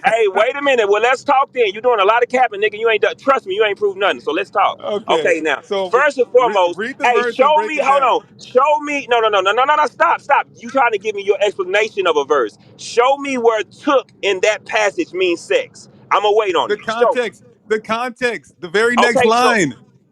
Hold on. You asked me and a she question, became Triller. his You asked a wife? question. That doesn't Let imply me sex. all right. Let Okay, me that just doesn't read it. imply sex because she became his wife. Hey, I'm happy tonight, I can. brother. Hey, I'm happy. Hey, can you be more happy? Just listen. Okay, all right, listen. So Be more just like you happy. can lie. Hey, bro, You chill. You doing a lot of look. no You trying no. to Be more distract from the happy. Be fact that. more happy, brother. Okay, cool. We were Relax. having a Calm down, good bro. conversation. Relax. Calm down. Well, Hold on, calm down. real Why you quick, over talking me? real quick. Why are you over? You I gotta mute you. We're having a good conversation. This is edifying. People are gonna learn from this. Just chill out and relax, bro. We were having a great conversation without you in this room with no contention. Let it continue to be like that. Okay, So cool, bro. Okay, you said how did listen. I'm almost at my destination. Let's talk. Let's have a quick back and forth. I'm not gonna overtalk you. You don't overtalk me. Let's have a quick okay, back and can forth. You you cool with read that? that verse and All right. exegete it All right. for us? Hold on. I'm driving. I can't read nothing. I'm driving. Listen. Hold on for a second though. Listen to what I'm finna say. You don't want me to actually speak. Okay. This is what I'm finna say. In no way, shape, form, or fashion can you prove that the word took means sex. Nowhere in scripture can you demonstrate that the word took means sex at all. You're putting that definition on the word took to push your false doctrine. I can easily say that just like you're trying to give me your understanding of took, I can give you my understanding of took, which simply means that he joined himself to her in matrimony. She became his wife. They had a marriage ceremony. In his tent, she became his wife. And furthermore, in his tent doesn't even necessarily mean that she went into a physical tent with him, as opposed to it could just simply mean he brought her into his dwelling. He brought her into his camp where he was. She basically came to live with him. The point I'm making, however, is you cannot show me or approve in any way, shape, form, or fashion that took means sex. You're applying that definition to it because that's how you're pushing your cult ideology. So now, my question to you is this: can you explicitly show me in scripture that sex means marriage? Can you do that? Yes or no? Okay, so let me just read this again. Yes, yes, for the record, as I just did in Genesis Okay. 24 and 67, right? You see how I didn't interrupt you? Thank you. So in Genesis 24 and 67, uh, every Bible commentary is going to say that took meant sex. It's the Hebrew word laquak. It's the Hebrew word laquak. You understand? And so contextually, especially when you deal with the very next line, it says that, and she became his wife inside of the tent after being taken by her. That is lawful sex is marriage. Let's get another one. Deuteronomy 21. Deuteronomy 21, and it says, here we go. So in Deuteronomy 21, in verse 10. When you go to war against your enemies and God delivers them to you, if you see a young, beautiful woman among the captives and you want her to be your wife, what do you have to do? Make, like you said, make vows, go to the white man to get a piece of paper, go to the homosexual at the church, the pastor. No, it says, and he shall put the raiment of her captivity from off her, remain and she will remain in thy house and be well her father and her mother a full month. After that, thou shalt go in unto her and be her husband, and she shall be thy wife. How did this woman become how did they become wife and husband in this context? That's not saying that they're becoming husband and wife by them having sex. He's saying that you're going to sleep with her because she's your wife. That's all that's saying is they're consummating their marriage. Now, hold on. Now, you just asked me a question. Let me respond to you. You just asked me a Go question. ahead, go First ahead. and You foremost, got it. yeah, I got it. I got it right. So, first and foremost, let's look at Genesis chapter, what was that, 24? Well, hold on one second. Let's look at that. Let's look at that passage. Let's look at some other versions of that same exact passage so we can demonstrate plainly that nowhere in that passage is it saying he had sex with her. Hold on one second. I just had it pulled up one second. You got me driving with one hand. Hold on one second. This is Genesis 24 and 67. I'm gonna read it I'm just gonna read a few verses. This is the NIV version. Isaac brought her into the tent of his mother Sarah, and he married Rebekah. So she became his wife, and he loved her, and Isaac was comforted after his mother's death. Nowhere in that passage does it say Isaac has sex with her. Now, you know what I could do? I can go to a passage and show you where it says, and Adam knew his wife Eve, and she bare a child, right? And that's clearly demonstrating that sex was taking place. Nowhere in this passage is it saying that Isaac had sex with Rebekah. All right, let's read another version. It says, and Isaac brought Rebekah into, this is NLT, and Isaac brought Rebekah into his mother Sarah's tent, and she became his wife. He loved her deeply, and she was a special comfort to him after the death of his mother. Let's go to the ESV. Then Isaac brought Re- then Isaac brought her into the tent of Sarah his mother and took Rebekah, and she became his wife, and he loved her. And so Isaac was comforted after his mother's death. This is the Berean Standard Bible. And Isaac brought her. I'm just waiting for the one version that says they had sex, because according to you, took means sex. So clearly, one of these English versions, one of these revised versions, these updated, modernized versions, should clearly show us that he had sex with her. So let's just keep reading until we find the word sex, okay? Or anything close to sex. The Berean Standard Bible. And Isaac brought her into the tent of his mother Sarah and took Rebekah as his wife. It says he took her as his wife. And Isaac loved her, and he was comforted after his mother's death. Doesn't say sex there. We already know what the KJV say. All right, let's go to the New American Standard Bible. Then Isaac brought her into his mother Sarah's tent and took Rebekah, and she became his wife, and he loved her. Still don't see sex anywhere in any of these passages. Okay, now, Hold my on, question, brother, brother. hold on one second. No, Oh, hold on. come Like on, bro. hold on. I asked you a question, bro. Now I'm You, answering your question. I asked you a question. I want you to be fair. I answered your question. Now I asked you a question. If lawful sex, according to you, I just asked you what lawful sex was. we're not You done. said you hold on. Don't We're run not from me, done. bro. Hold on. No, Hold you on. can't See, why run. are you running? You're No, running, bro. you're trying to go away from Genesis 24. I got a question on that. Okay. Well, ask your question. Let me ask you this. Ask your question because I'm getting ready to pull up to my destination. I want to at least get one question off before I do. Okay, yeah, that's Ask your fine. So question. you asked a Okay, question and about. I'm gonna go answer ahead. your question. You Okay, go asked a ahead. Go question ahead. What's your about question? if sex Uh is huh. marriage. Was I married to every woman No, no. that I No. ever Let me laid? ask you. Let me ask you because I'm gonna ask it right. But go Yeah, ahead go and ask ahead. your question. I'll ask mine. You go ahead and ask yours. Oh, you Okay, said I so can ask mine it now? yeah, ask your question Okay. now, All and right. Yeah. then Got you. go Okay. ahead, and All then right. just So let me get a couple according to what questions. you just said, lawful sex was as long as you were not sleeping with another man's wife. Correct?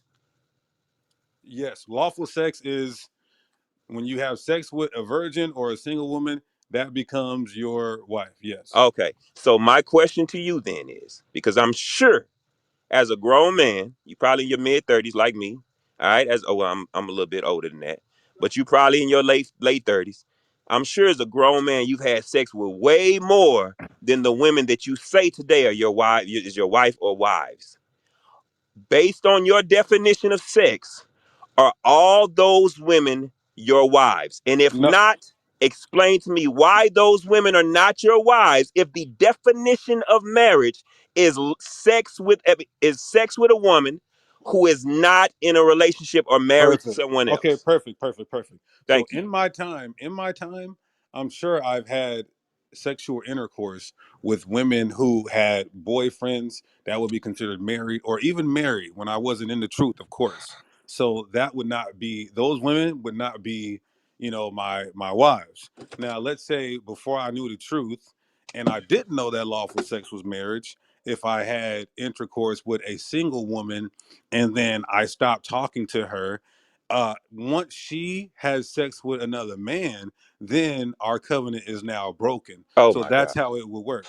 And so, I mean, that's really what That's that's listen to that. that's re- So now okay, let me ask you when I this. hold on, Okay, let me finish. Let me finish. Go So ahead, go ahead. predicate based off of what we read in the Bible and what I just explained, that's exactly how it works. That will break the covenant. So now will you allow me to go back to the Bible and you Right. start worrying about my dick, my nigga? Ah, come on, Let me get on with that fag stuff, nigga. Get on with that let me fag go stuff. back to the Ain't nobody Bible. worried about Now, your dick, nigga. Genesis 24. You Can know I you in a bind right now, nigga. you So hold said on, that I can hold on. I just wanna oh cause you my asked me a few god. questions in succession. Don't run, cause I really want to deal with no. Hey, serious. No, all jokes aside, bro. Maybe you can teach me something. So I really wanna. You the priest, right? I want Yeah, to so can I understand go what. to the Hold on. Bible then? Hold on. Because what I'm saying, listen, I need the. Look, I'm kind of slow. You need to make logical sense for me. So let's deal with it, what you just said logically. Let's not go away from what you actually teach and try to go to the scriptures that you use to manipulate to teach your doctrine. No, Let's no, go. no, Let's no, deal with no, what you actually teach. So no. hold on. So okay. So now let me ask you this. So the the women that you slept with in your lifetime, was they all virgins? No. So weren't they married to somebody else before you slept? So were they married before you slept with them? No. Some So of them wait, they weren't wasn't married. virgins, which means they had to have had sex with somebody else. They wasn't married to them Okay, niggas. let me explain this again. Yeah, If yeah, a yeah. Come woman on, you has got to make sex this with make sense. I'm listening. I'm gonna answer this, and then I'm going back to the Bible. That's what Okay. we're doing. Now you running. I Just want to know like what you teach. D Jack, can you Go shut ahead. up? Damn. So just like what I Hey. said with me, it would nullify the covenant, it would disannul the covenant. The same thing with the woman. If she laid with a man before me, if she lays with me, she's no longer with him. It's adultery. This is why Jesus Christ said it's a generation of adulterers. Why? Because they don't know that lawful sex is marriage. Therefore, everybody is committing adultery. That's the problem. Oh, And so so is it now, possible that let you me might go, have a woman that you slept with DJ. that you might have a wife floating around out there who never slept with anybody after That's you, right? possible. That's possible. But it's highly unlikely. So So it let is me read the possible that you Bible got other because you wives you don't said, even know about. okay, let me read the book. Let me read the book. So Y'all you listen to how said, stupid this is. I you hope y'all hearing said, how dumb this is. Hey, okay, well, priest, show can me I the make a book. comment real quick? Go ahead. But D Jackson, if that was true, it doesn't take away from what the Bible says. So it's kind of an emotional argument. Right. Huh? So No. basically How what is that he's saying, emotional? yeah, let's Hold on. no, Hold on. Let's read the Bible. Okay, go Let's read ahead. the Go ahead. Bible. Come Thank you. on.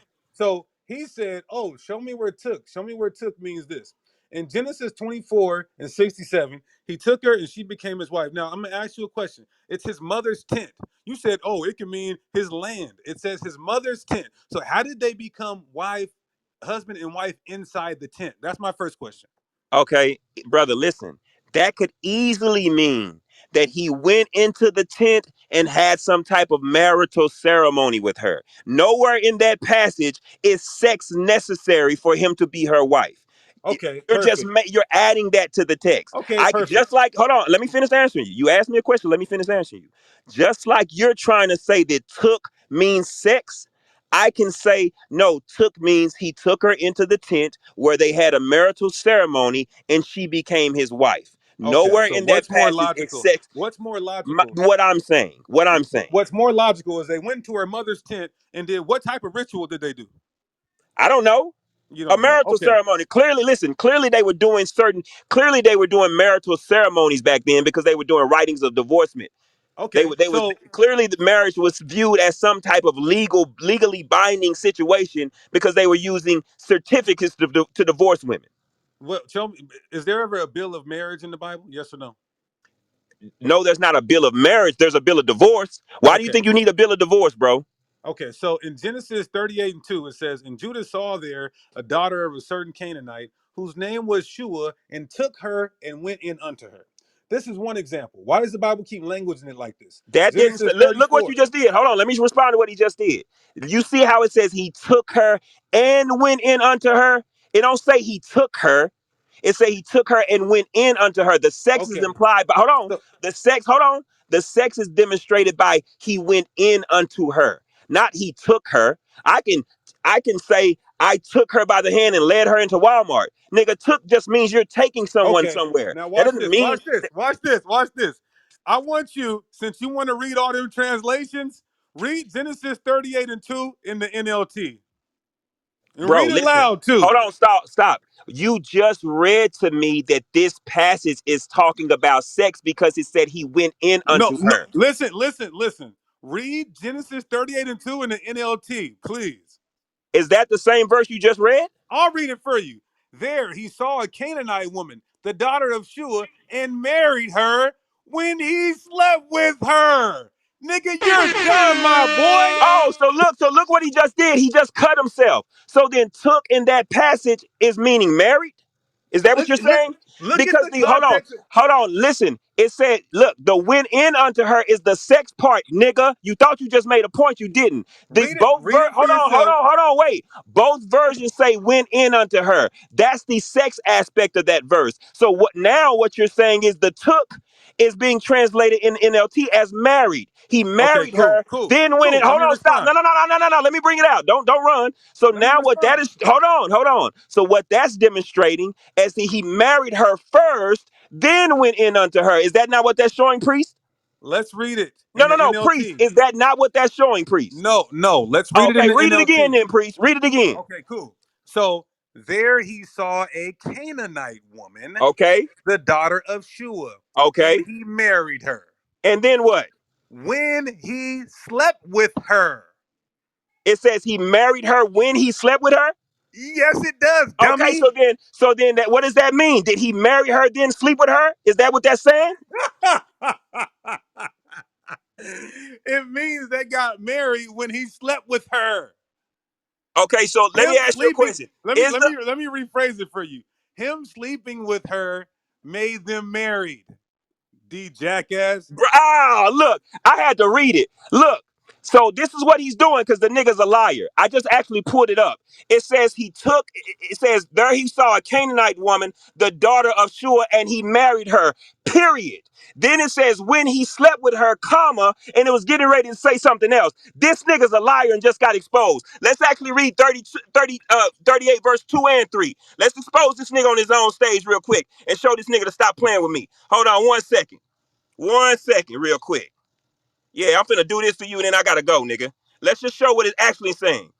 It says there. Now listen to y'all. Look how this nigga just lied. Just lied right in front of all y'all. That's why he muting up now, cause the nigga know he cooked. 1 second, y'all. Now, you know how he just tried to say that this passage was saying he married her when he slept with her? That's not what it says. It says there he saw a Canaanite woman, the daughter of Shua, and he married her, period. When he slept with her, she became pregnant and gave birth to a son, and he named the boy Now you cooked, you lying nigga. And you DJ, chill out, my brother. You ain't got to be that mad. You're cooked either translation still. When it why says you when mute he me? slept with her, Why you mute me now? What's going on? let me Oh, respond to wait. what you Hey, just that said. verse Let just me cooked this nigga whole let me doctrine. respond to what you just said, Okay, sir. go Let me ahead, nigga, respond to because what you you know just you said. cooked. Okay, so either way, any Nah, ain't no either way, translation is nigga. still D Jack. Can you shut up? Yeah, I know you Thank mad you. now. Either way, one thing I'm not gonna do is sit up here and scream back and forth with a nigga. I got 3 wives and 7 kids. But the point is this: the Bible is clear. And Judah saw there a daughter of a certain Canaanite whose name was Shua, and he took her and went in unto her. Now he's saying that, oh, there's a comma in the NLT, which he's right about that. There's a comma in the NLT, but the context is still is when they got married is when he took her and slept with her. That is a proof text to taking a woman, laquaking a woman, and every single theologian would agree with that translation, not even that translation, that understanding. So yes, lawful sex is marriage. You could not once go into the Bible and show us what sex means, what marriage means. You said, oh, you got to exchange the vows. Oh, you got to do this, you got to do that. You didn't have one verse, brother. So therefore, I'm not contending with you. But the floor is open. Yeah, I had a question for the brother too. Listen, I mean, if he is he's gonna just come on here and be so unruly that it's hard to have a conversation with him. Now, if you want to, maybe if you want to argue back and forth with him, you can. That's on you. But me, I'm not gonna argue back and forth about if sex is. I'm not doing it. Yeah, I mean, I was gonna ask him a quick question, but if you don't think it's wise, it is what it is. I mean, if he comes back up here, he can deal with you. Me personally, I'm not finna argue back and forth. It's supposed to be a conversation, scripture, elaborating, exegeting. Yeah, D Jack, I'm trying to let you back up, but I don't know what's going on. Yeah, but He gotta stop being so emotional. yeah, I'm literally pressing the invite button to let you up, and it's not. I'm not even joking.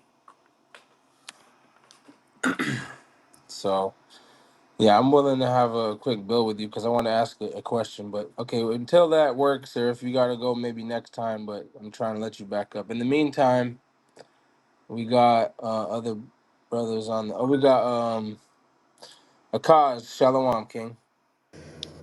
Hey, yo, man, Shalom, man. Shalom to the room, man. That was crazy, bro. That was crazy.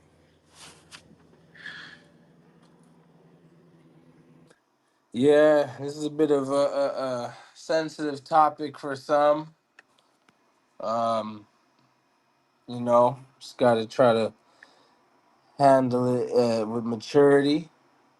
I think everybody's done a good job doing that so far.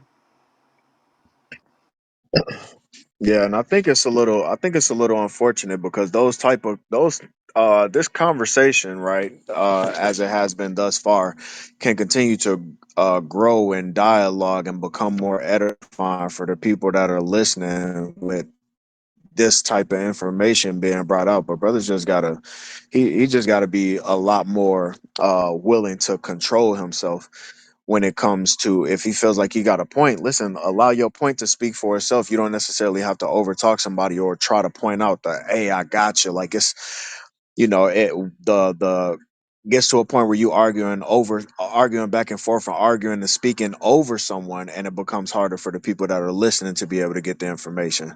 So yeah, just a little word of advice for the brother D Jackson, whether he wants to receive it or not in future dialogues.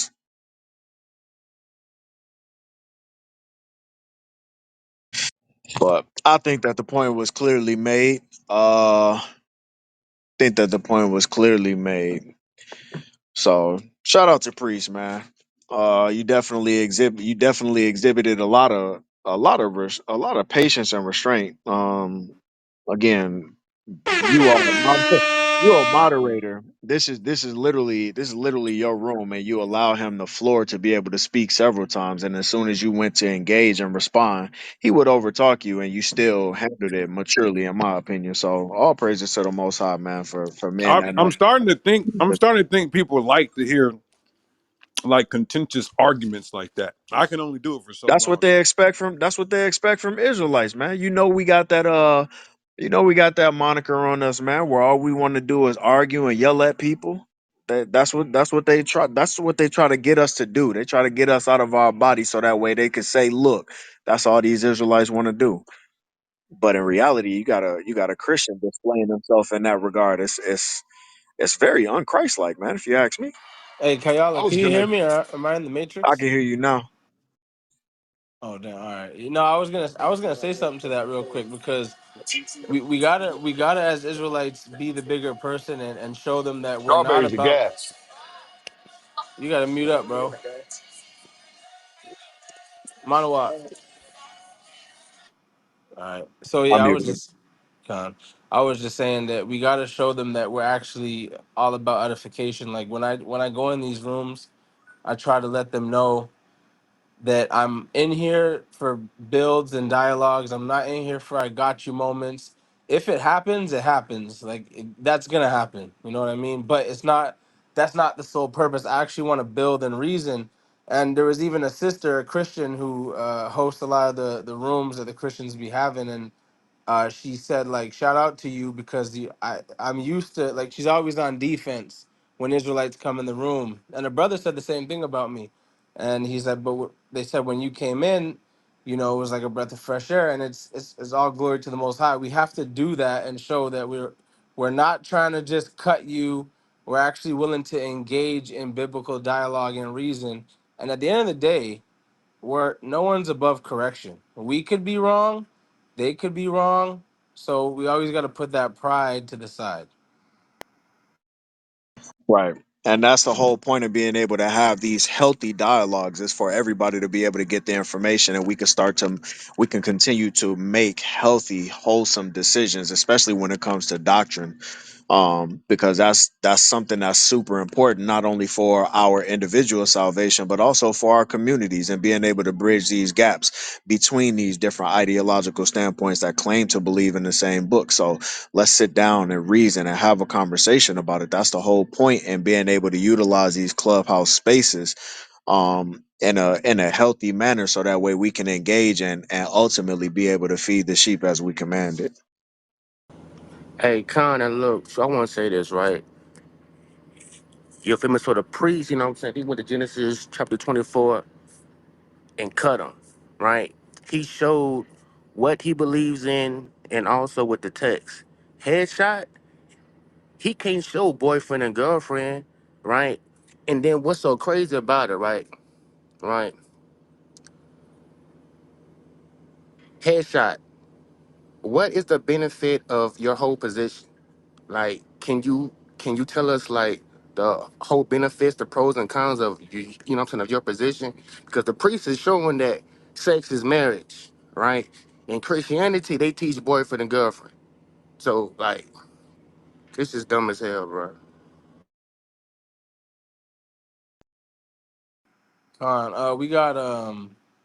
We got another sister on stage. We also got the elder Gary up here, Shalom from Toronto, and me. Oh, sister dropped down. Did someone kick her down? So, ah, Oh, I all just sent her right. some hearts, but then she scooted down. Sis, come back up. yeah, I invited her back up to the stage. I don't know what happened.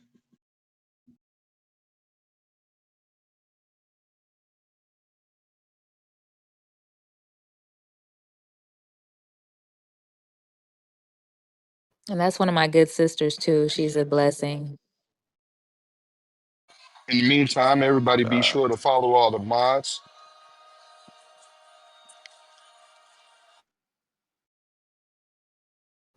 Oh, she text me said I'm doing something now. She's at work. Since I'm trying to get him back up, but it's not working. That's crazy. I wanted to ask him a question about a verse. Yeah, I just sent them. I sent them another invite too. If you, Hey, I wanted to comment on the point that Priest made a minute ago. He was talking about how he thinks that people just love contention.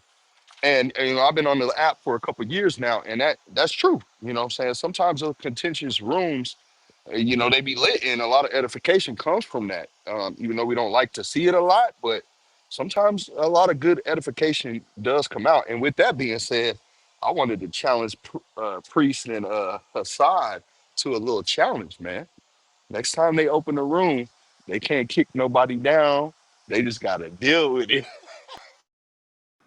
Shalom, Sister Shalima. What's going on, sis? Hello. So I am new to all of this, and I just had some questions in terms of abuse. So this seems like a big privilege as well as responsibility. And I'm hearing that you all did touch on accountability, but what happens in the community when there's abuse? How do you all handle that? Sister J, did you want to answer that? Help the sister out.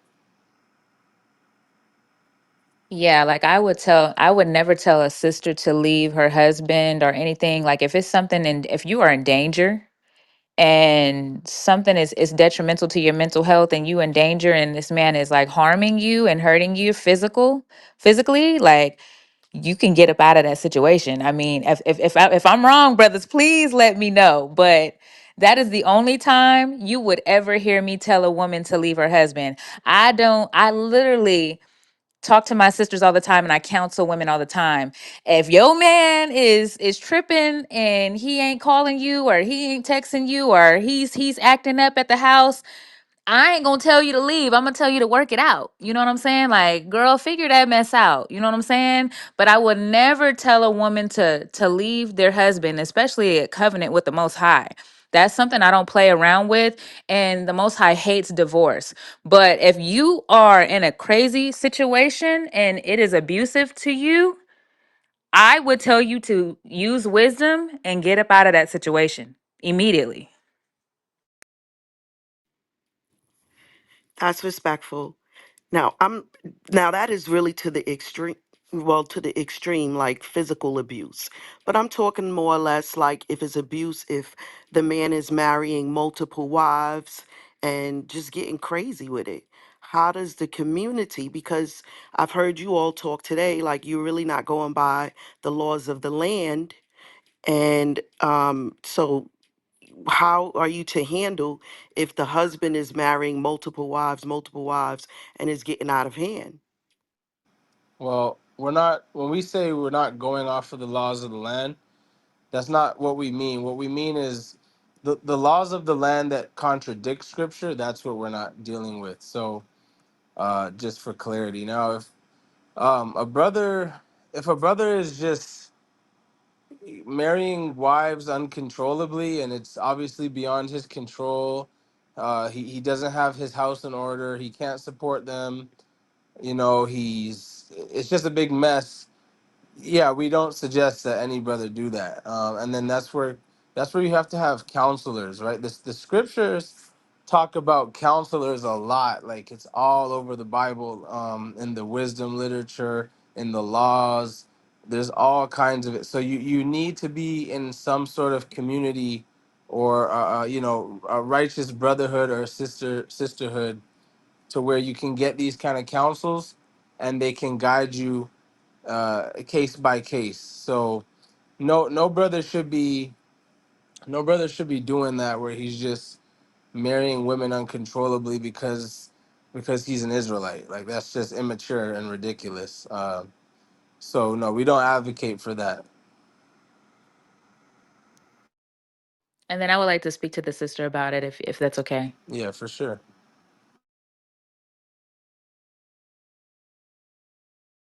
I'm not sure exactly what your status is. If you're married, you don't have to say or not because I don't get in sister's personal business and I don't like when people do that.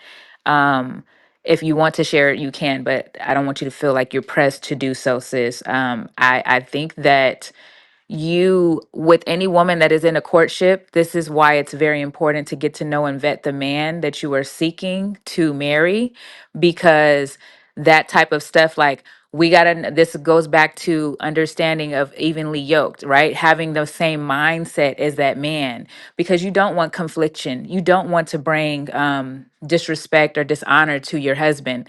And if that's something that he wants, if he changes his mind, that's something that you got to be content and be okay with. It make you feel uncomfortable, but that's something that you have to be willing to accept. And that's also part of full submission. A lot of times, women, we want to say that we're submissive, but if a man is changing his mind about anything, and we don't agree, we got to also trust the Most High. This is one thing I will say that I've learned in my life, my past, and now, right? We cannot punish these men for what they do. Okay, that's the Most High's job, to punish that man. What our job is to do is pray that the Most High give that man understanding and give him clarity on that he has understanding on how to handle the scriptures, and that he's reading the parables and the precepts how he's supposed to. And if he's not, we can do things with love and kindness on how we handle that man. And if he loves us and respects us enough, like Pre said, he can respect us as well, then our choices and decisions, and maybe it may not be something towards your household that is wise for him to have multiple wives at that moment. I mean, I know some brothers that do some stuff that is very unwise with situations, and they will do things because they can. But I think that's disrespecting the authority of the Most High that they gave them. But it's still not our job to beat these men up and be like, well, you did this and you did that. We have to trust that the Most High will deal with them how they're supposed to be dealt with, and trust it. You know what I'm saying? And it may not be something you agree with, but that's when you go in your prayer closet and you pray for that man. You pray that he gets wisdom and understanding, that he learns, so that way, he can treat you better. But it also has to do with you doing it at the beginning. If you see these signs at the beginning that he's not a righteous man and he's not wise, don't marry him. Wait. Do not marry that man. You need to prove that man, and he has to prove you just as well. You have to wait. Don't, if you see red flags,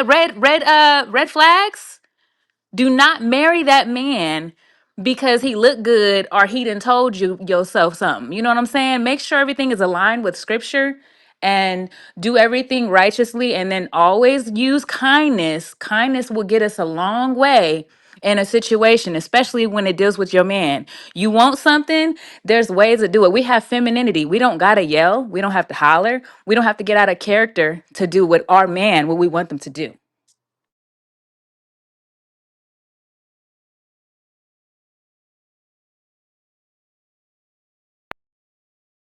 Yep, that's solid advice right there. All praises to the Most High. Hey, Kayala, Yo, shalom. you see Dr. Stone in the chat talking Yeah. trash? Remember we went into his room and we cooked him on this topic? Yeah, I remember, bro. Bro, we cooked him, and he's in there talking trash. I invited him up too. Come on, brother, do better than that, man. Yeah, unfortunately, man, a lot of our people will allow their doctrine to cause a blindness and to see the reality of things. But I think that I think that you and Sister J gave Shalima some very wise advice.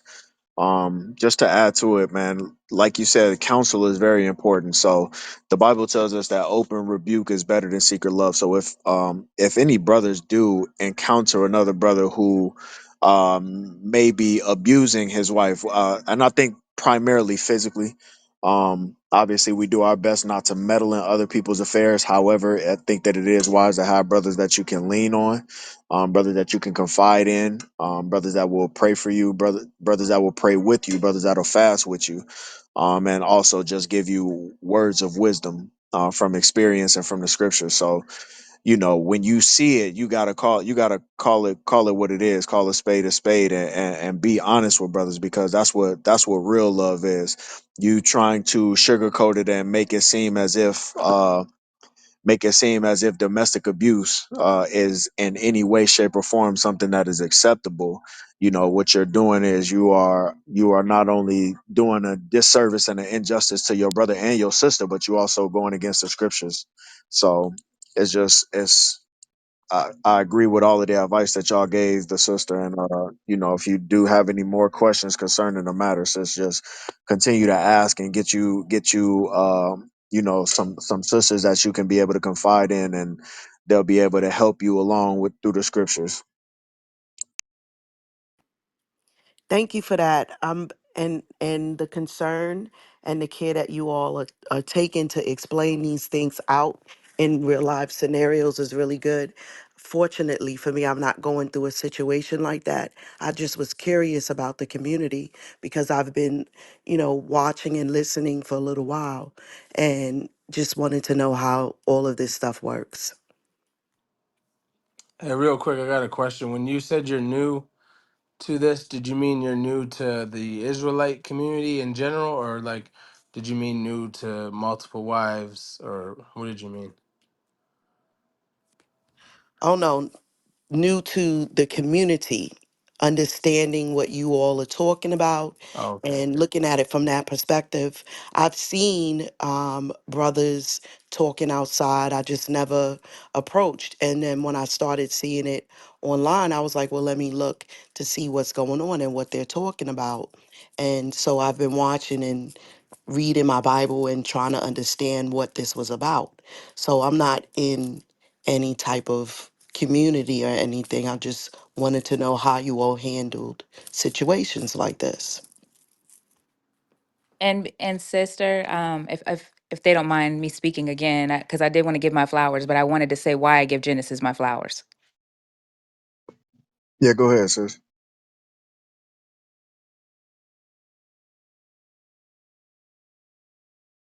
My mic was like muted so much, but yeah. So I had found Genesis. I had found Hassad's page because I was studying the lunar moon, and I've been studying the lunar moon for about 10 years now. And there was no camp that really was studying it or whatever, but that's how I found y'all, right? And then I have had other people from other camps tell me, "Oh, you studying with Genesis?" You know what I'm saying? And I'm like, I'm in LA. I like what they speak about. The brothers are very edified and structured with how they move. And I was told, well, they're a spinoff from the camp that they left. I'm not gonna say the camp, but I seen for myself how y'all brothers move, and I see how y'all articulate yourselves and how you carry yourselves. I see how Priest and Hassad carry themselves. I be watching y'all pages, I be watching the channels. I see how y'all move. Even with the women that they follow, they don't follow too many women. You know what I'm saying? Even though these brothers are full blown poly and they believe in that in the scriptures, they do not carry themselves to be whores. They don't carry themselves to be those type of men. Even though they're using wisdom with how they carry themselves and use a lot of wisdom. And like I said, I've been able to see that as an example. And I just want to honor them because a lot of people will say things about being spin-offs of different things and being at strip clubs and all kind of stuff. And that ain't how Genesis moves at all. So I just wanted to say I give my flowers and my kudos to all of you. And I'm blessed. I'm very much blessed by the way that they teach and the way that they carry themselves as men. Because a lot of women, they follow a lot of camps that are not righteous. And these brothers are really, they just make me so proud. That's all I wanted to say. Hey, all praises to the Most High, man. Drop them G's in the chat.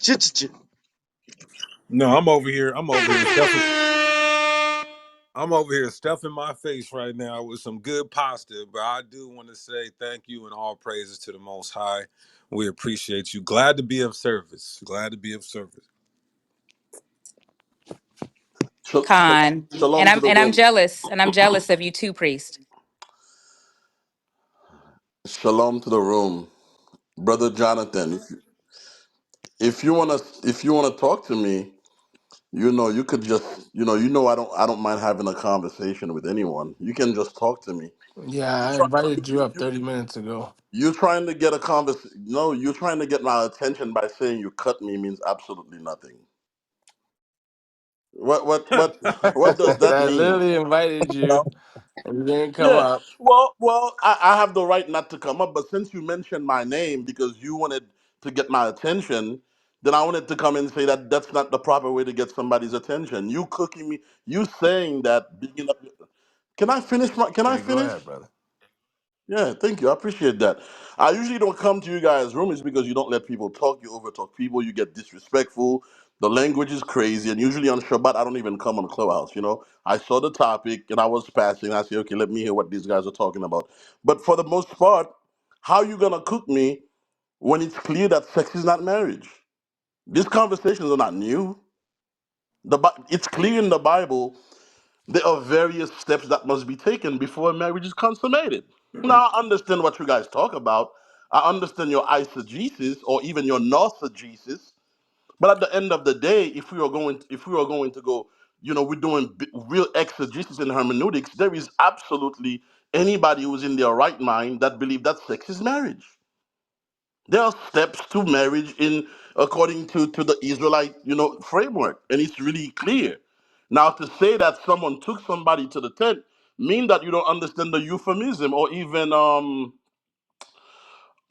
the idiomatic expression, because the Bible doesn't tell you what happened between the time that the person is talking to the woman, for example, and by the time that they get to the tent, what happens in between. The only way you're gonna know what happens in between is by reading the Bible in context and to see the various steps that people have to take before you marry into a woman. So I don't know what you mean by you cooked me when really the Bible is clear on the various steps that must be taken before you marry a woman.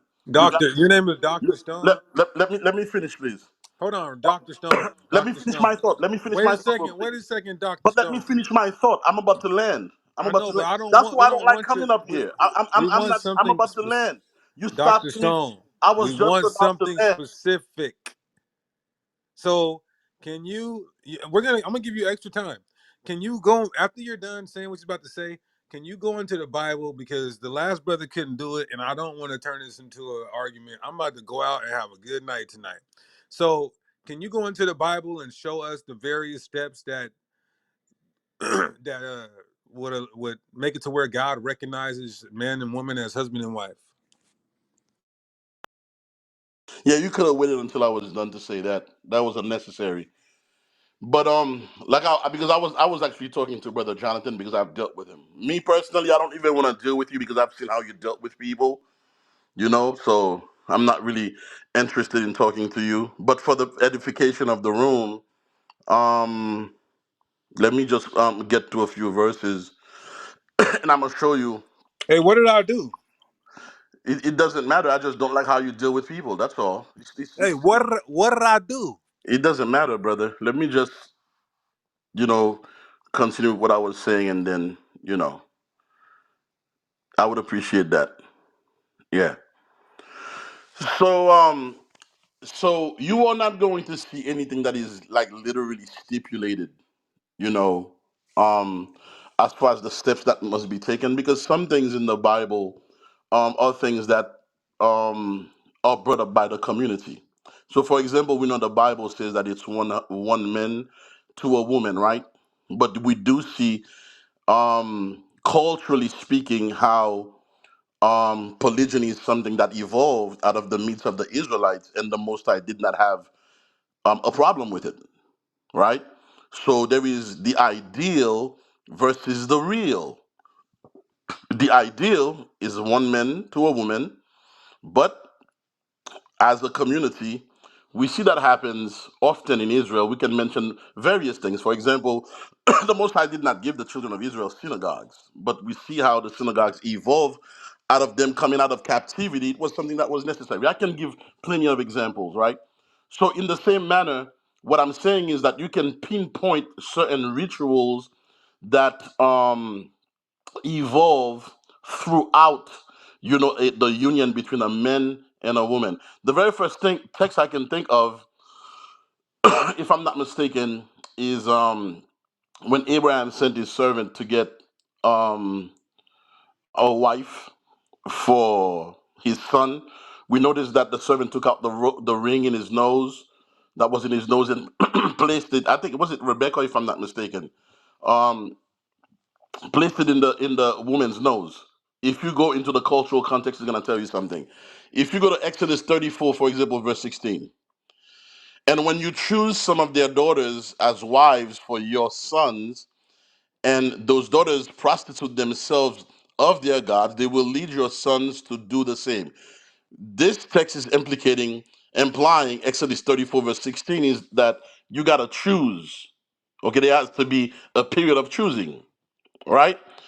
And the Most High, for the most part, told the children of Israel to choose amongst themselves, so that so that they do not go towards other gods by dealing with pagan women. If you go to Exodus 22, verse 16 to 17, if a man seduces a virgin who is not betrothed and lies with her, he shall give the bride price for her and make her his wife. If a father utterly refuses to give her to him, he shall pay money equal to the bride price for a virgin. So two things that are happening here. There is the idea, the implication that the father must be involved. So before you even go and connect with a woman, the father or the brother must be involved. Now, if sex was marriage, right? Once this man had an encounter with the woman, the father wouldn't be able to say anything. But in Exodus 22, we see that the father can refuse, you know, the bride price, right? The daughter must be given by the father. Tobit 7, verse 13. Then he called his daughter Sarah, and she came. I don't know if you guys subscribe to Tobit, but if not, there's other verses that I can use. Wait, doctor, are you saying that this applies to any woman or only a virgin? This applies to any woman. But Any it's called the woman. dowry. It's uh, called the uh, dowry of a virgin. Okay, so I wasn't even talking about the diary yet. So I was talking about, so far I'm talking about choosing amongst your people, and I'm talking No, about that's the having the verse you're at. father. The verse you're at is the dowry of a virgin. No, I'm in Tobit 7 verse 13, and I wasn't even done reading it. Exodus 22 and 16. Y- No, Right. I was, You was but in I Exodus wasn't 22 talking and about 16. the. I have a specific text Why for the would you diary. bring that up? So right. Why would I bring it? Why won't you let me finish saying what I was saying? I No, mean, wait, But oh real my quick though, gosh. because here's a misunderstanding, and I don't want you to promote prostitution on my platform. So your understanding is flawed because if you're saying that the father gets to say no, then that means that that woman he's gonna sell her again. How many times can he sell her? He could he could get the 50 shekels. What you're saying is he can get the 50 shekels, say, nah, I don't like him, and disannul the marriage, and then sell her again to somebody else, get the 50 shekels, and then say, nah, I don't like him neither. How many times can he prostitute his daughter, doctor? so, first of all, nobody is talking about prostitution. Number one. Number two, I read the text to prove 2 points, and I proved my 2 points. I was not saying anything about dowry because I was going to talk about dowry by using Genesis 34 verse 12. So I don't know why you stopped me from saying what I was saying. The point that I'm making is that I'm showing you the steps that must be taken, right? Nobody was saying anything about dowry. I understand what the text is talking about as far as the dowry is concerned. The point that I was saying, making is that you have to seek amongst the father. And what I was saying is that if sex was marriage, how can the father, reject, okay, the bride price of the man? Yeah, That's what I was saying. that was priest's point because the No, that's verses. my point. That's what Yeah, I one said sec. before he Okay, opened the mouth. let me just respond real quick. That was his point to show you that your understanding was wrong. Because if your understanding was right, that means the father has just prostituted his daughter. The man had sex with her. The father took the virgin dowry, the price of a virgin dowry, and said, "You're not getting my daughter." That's the definition of prostitution. You understand that? I don't know why you're reading that in the text. Prostitution is not even mentioned in the text. No, I did not mention prostitution. This is something that you're introducing to the text. You no, are trying to brother. murky up the water No, so I watch, don't watch. finish making my point. Let me show you. Let me show you. If The if I corollary passage also too, you want to throw in the Yeah. corollary passage, Deuteronomy 22, which is just a reiteration of Exodus 22. right, so look, Dr. Stone. If I sell my daughter for sex, whether she's a virgin or not, that's prostitution. Would you agree?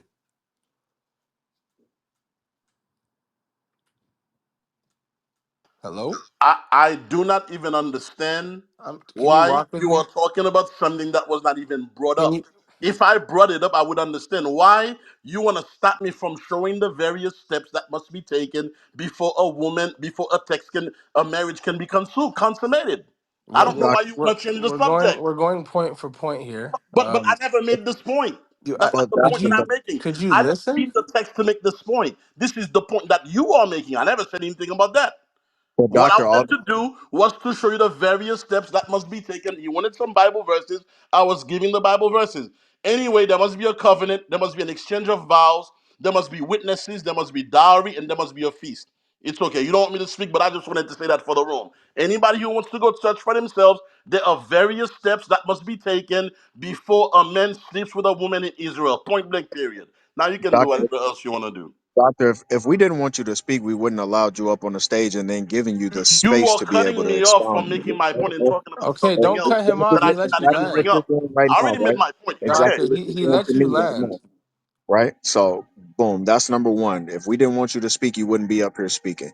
But number two, you may not have used the word prostitution. However, the concept of what prostitution actually is the example that you utilized, which is why Priest and Yawanathan or Jonathan were asking you about your understanding of it, because the scenario in which you described and how you were trying to utilize that text in Exodus chapter 22 is the literal definition of what prostitution is. Tell me what I So it said may not that be. made it sound like it Hold was hold on, prostitution. just one second, brother, Tell because me what I said. Repeat I, what I, I said.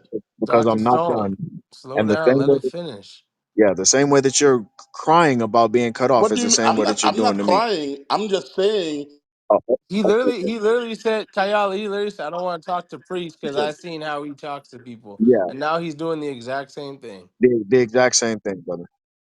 So, so, so again, doctor, it's not, again, it's not that you said the word prostitution, but the concept in which you're trying to imply on Exodus chapter 22 is literally describing prostitution, what the brothers are trying to explain to you. So don't get so caught up in the word that's being used there. Just, just hear what they're saying about the concept. Right. So Deuteronomy 22 is speaking about Exodus 22. And it says in verse 28, if a man find a damsel, which this gives further clarity to what Exodus 22 is talking about, doctor. But it also proves sex is marriage here too as well. So it said, if a man find a damsel that is a virgin, which is not betrothed, and lay hold on her and lie with her, and they be found, then the man that lay with her shall give unto. Now, let me ask you this, doctor. You believe lawful sex isn't marriage. So, what is sex before marriage considered, according to your understanding?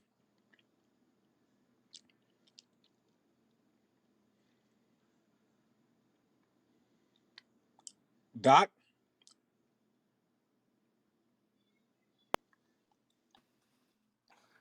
Oh, Doc. brother. What's up, Doc?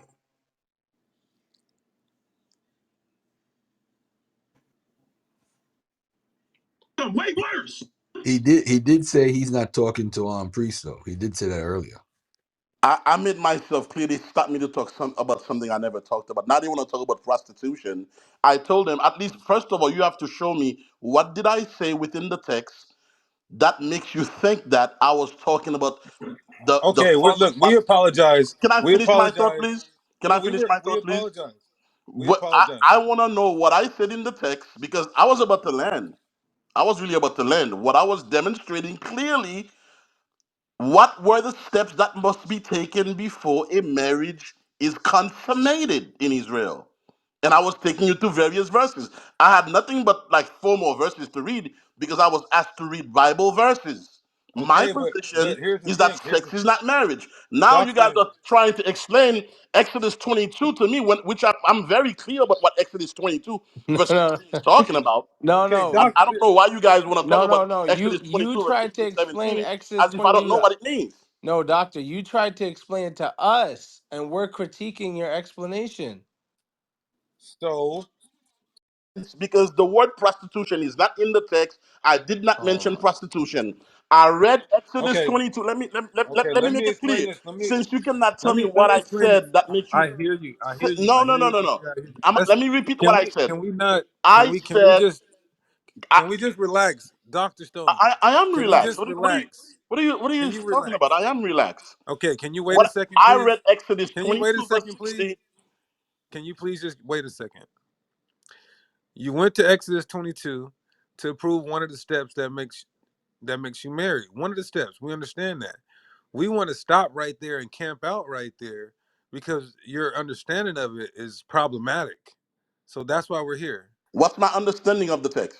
Okay, your understanding is that if sex is marriage, I'm going to show you that I'm a listener, a keen listener. Your understanding is if sex is marriage, then how can the father disannul the marriage according to your understanding of Exodus 22? That was Correct? my second point. What was my first point? I don't remember your first point. What was your first point? Do you even remember? Actually, I'm looking at my notes. Yes, I do remember.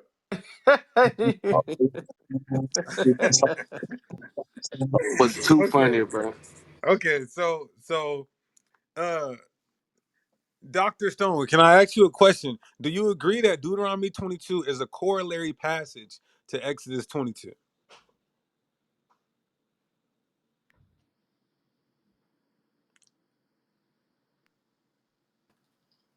He's not. He doesn't want to talk to you.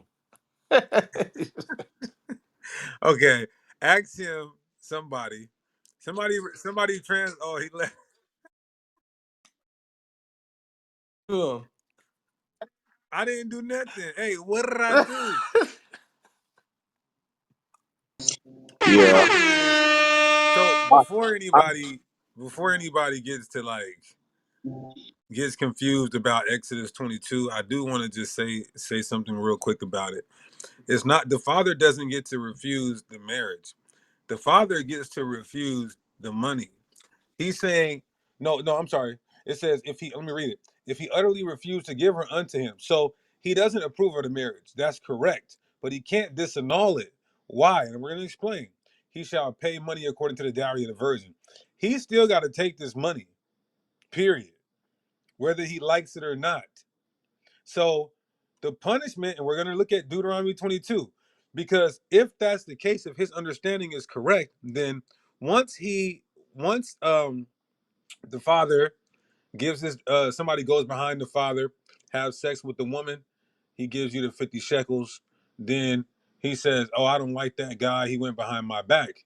Then that happens again. So now he has a used daughter. You don't buy used goods in Israel. That's called prostitution. So that's what we're saying. Now, Deuteronomy 22 is clear when it says, if a man find a damsel, 22 and 28, that is a virgin, which is not, so for one, he said it's all women. He went to Exodus 22, said you got to go to the father for all women. That's a lie. It's called the dowry of the virgin. So if a man finds a damsel that's a virgin, which is not betrothed, and lay hold on her and lie with her, and they be found, then the man that lay with her, see, they're gonna say sex before marriage is fornication, but the Bible is saying that they had sex, and then it says, "Shall give unto the damsel's father 50 shekels, and she shall be his wife, because he hath what humbled her." So this is literally proving sex is marriage for one. This is also proving the father can either take the money or leave it. He can't disannul it because they became one flesh. Hey, priest. He's saying somebody put him in the audience. It wasn't me. Sister J, you did that? Absolutely, absolutely not. No, I'm joking. I'm joking. I'm joking. I'm joking. Nah, we didn't put you in the audience, brother. I don't know what happened. Same thing with D Jackson. You know, the Lord's just not with your false doctrine tonight, man. But we didn't put you in the audience, brother. So I'm trying to get you back up. But yeah, what Priest just broke down was solid, man. You got to deal with that. What's this person saying? They used to be in Sakari, now they call themselves GMS Genesis. or Genesis. Yeah, my bad. Juju. See, that's what I was speaking to earlier about, a lot of brothers will say things like hating on Genesis, but it's like I don't know where they're getting that from. Cause y'all don't move like that at all. And I said, I won't mention the other camp because I don't give honor and reverence to foolishness. So I'm not even gonna speak on the other, names of it. But I've seen it for myself how these brothers move and operate, and they're not out there doing this crazy foolishness how other people are saying they're doing. And I have to speak on that. I had to say it. That's right. Yeah. Isn't it crazy that a lot of these same individuals, which obviously is hypocrisy, but they used to be out in the streets. They used to be committing sin. They used to be non-believers, right? They used to be non-believer proud, and now they may be a believer, or they used to be Christians, right, in the church proud, and now they're converted and they're Israelites teaching the truth of the Bible. They no longer go around parading the fact that they are Christians or they were Christians. It's not something that they highlight in their past, right? They focus on what's now. That's why it's such a perfect name, man. Genesis, right? It's the beginning. All praises. Brother Malachi, did you want to speak to the title or anything? Guys, my teacher said Jesus was white, and I said, where do you find that in the Bible? My friend said that the rainbow stands for gay people. I said in the Bible, it says for God not flooding the earth again. Right! When I dropped volume one, it was basic. It did the job. It was simple. It was an introduction to the truth. It planted the seed. But now it's time to really build the kingdom. Yahweh Shai smiled and said, Yahweh wants us to listen to our parents, love them, and help them. Amen. The promised land wasn't in Africa or the Americans. It was the land of Israel, a gift from Yahweh to his chosen people. Yeah, we're not from here. We're from Israel. The weapon is here. Volume 3, Volume 2. These are not just books. These are weapons. These are shields of defense so that your children can maneuver and navigate through life in sports, in school, in social circles that try to indoctrinate them and intimidate them by false doctrine and whitewashed Christianity. The kingdom of heaven will not be a place where everyone is equal. So cool. It will be the time when Yahweh exalts his chosen people, the Israelites, above all nations of the earth. Yahweh Shai, the son of Yahweh, loved to teach his people one day, he and his friends. Isn't that so cool? Yeah, well, how is Shai? His people one day, he and his friends, disciples who were all Israelites. Go to www.genesis144.com. You'll spend $49 on McDonald's and a video game. But this might be what saves your child's soul, or at least helps them fight for it. So let's practice less bedtime stories and more battle strategy. Christianity has Sunday school. We have kingdom training.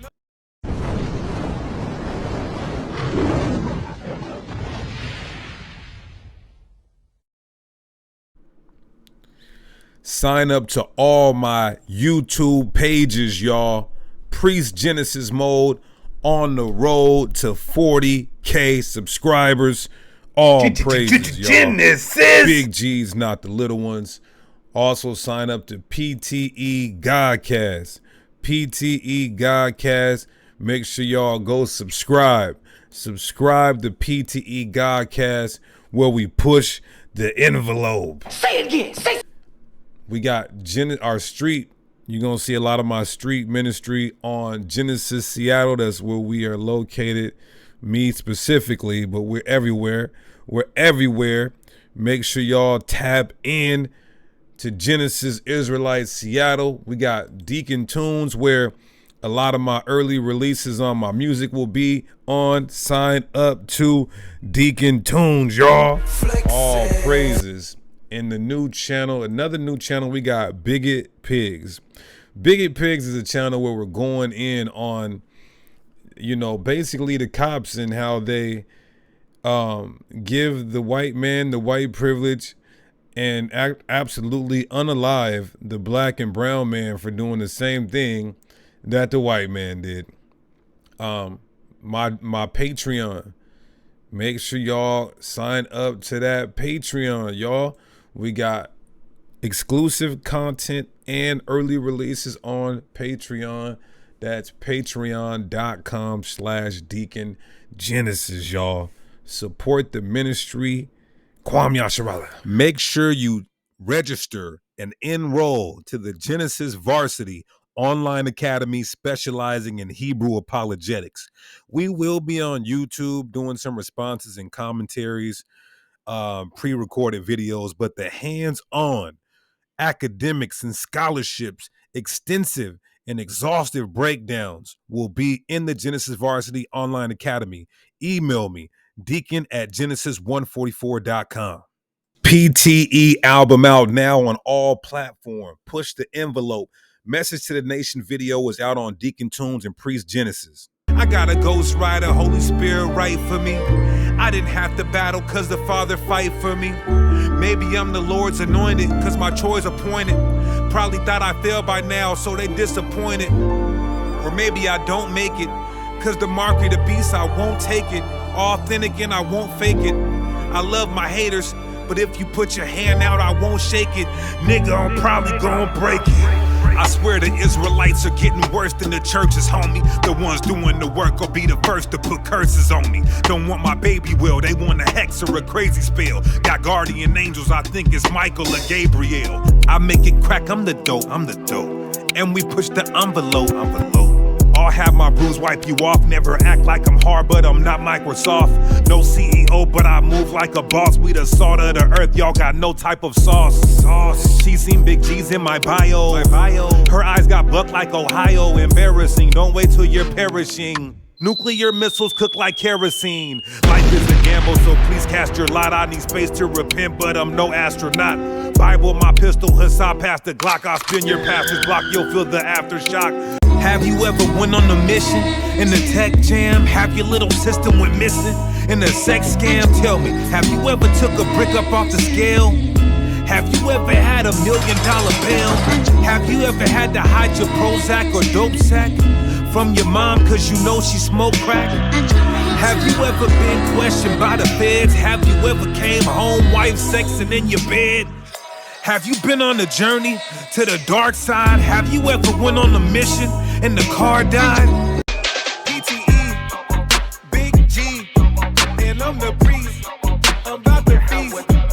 PTE, Big G, and I'm the priest. I'm about to feast. If you not 12 tribes, then I'm burning your village. Gentiles not concerning your feelings. Fake friends unconfirming your realness. Flow sick like a terminal illness. Edomites gotta die. They still believing that they can be saved. Demons trying to box you, how it's shy. But I'm taking this fade. Wanna go to war, get with Genesis. Hit the email before the song finishes. Smashing on all of my nemesis. Grown men in the truth, soft like a feminist. Yeah, this ain't a rap, it's a eulogy. Killed every hater that was acting like they cool with me. I ain't never shook and I'm a rider. They say they want beef, then I'm cooking like I'm Kaya. Never been a pseudo, I ain't Billy Carson. You just like to show it off, I'll be really parking. Trying to steal my shine, get your own lighting. And I got these niggas scared like the drone sightings. Sis try to play me turn savage on her. I don't know who she thought I was, but I ain't Travis Hunter. Support the camp and the frontliners doing the Lord's work. All praise to the Most High.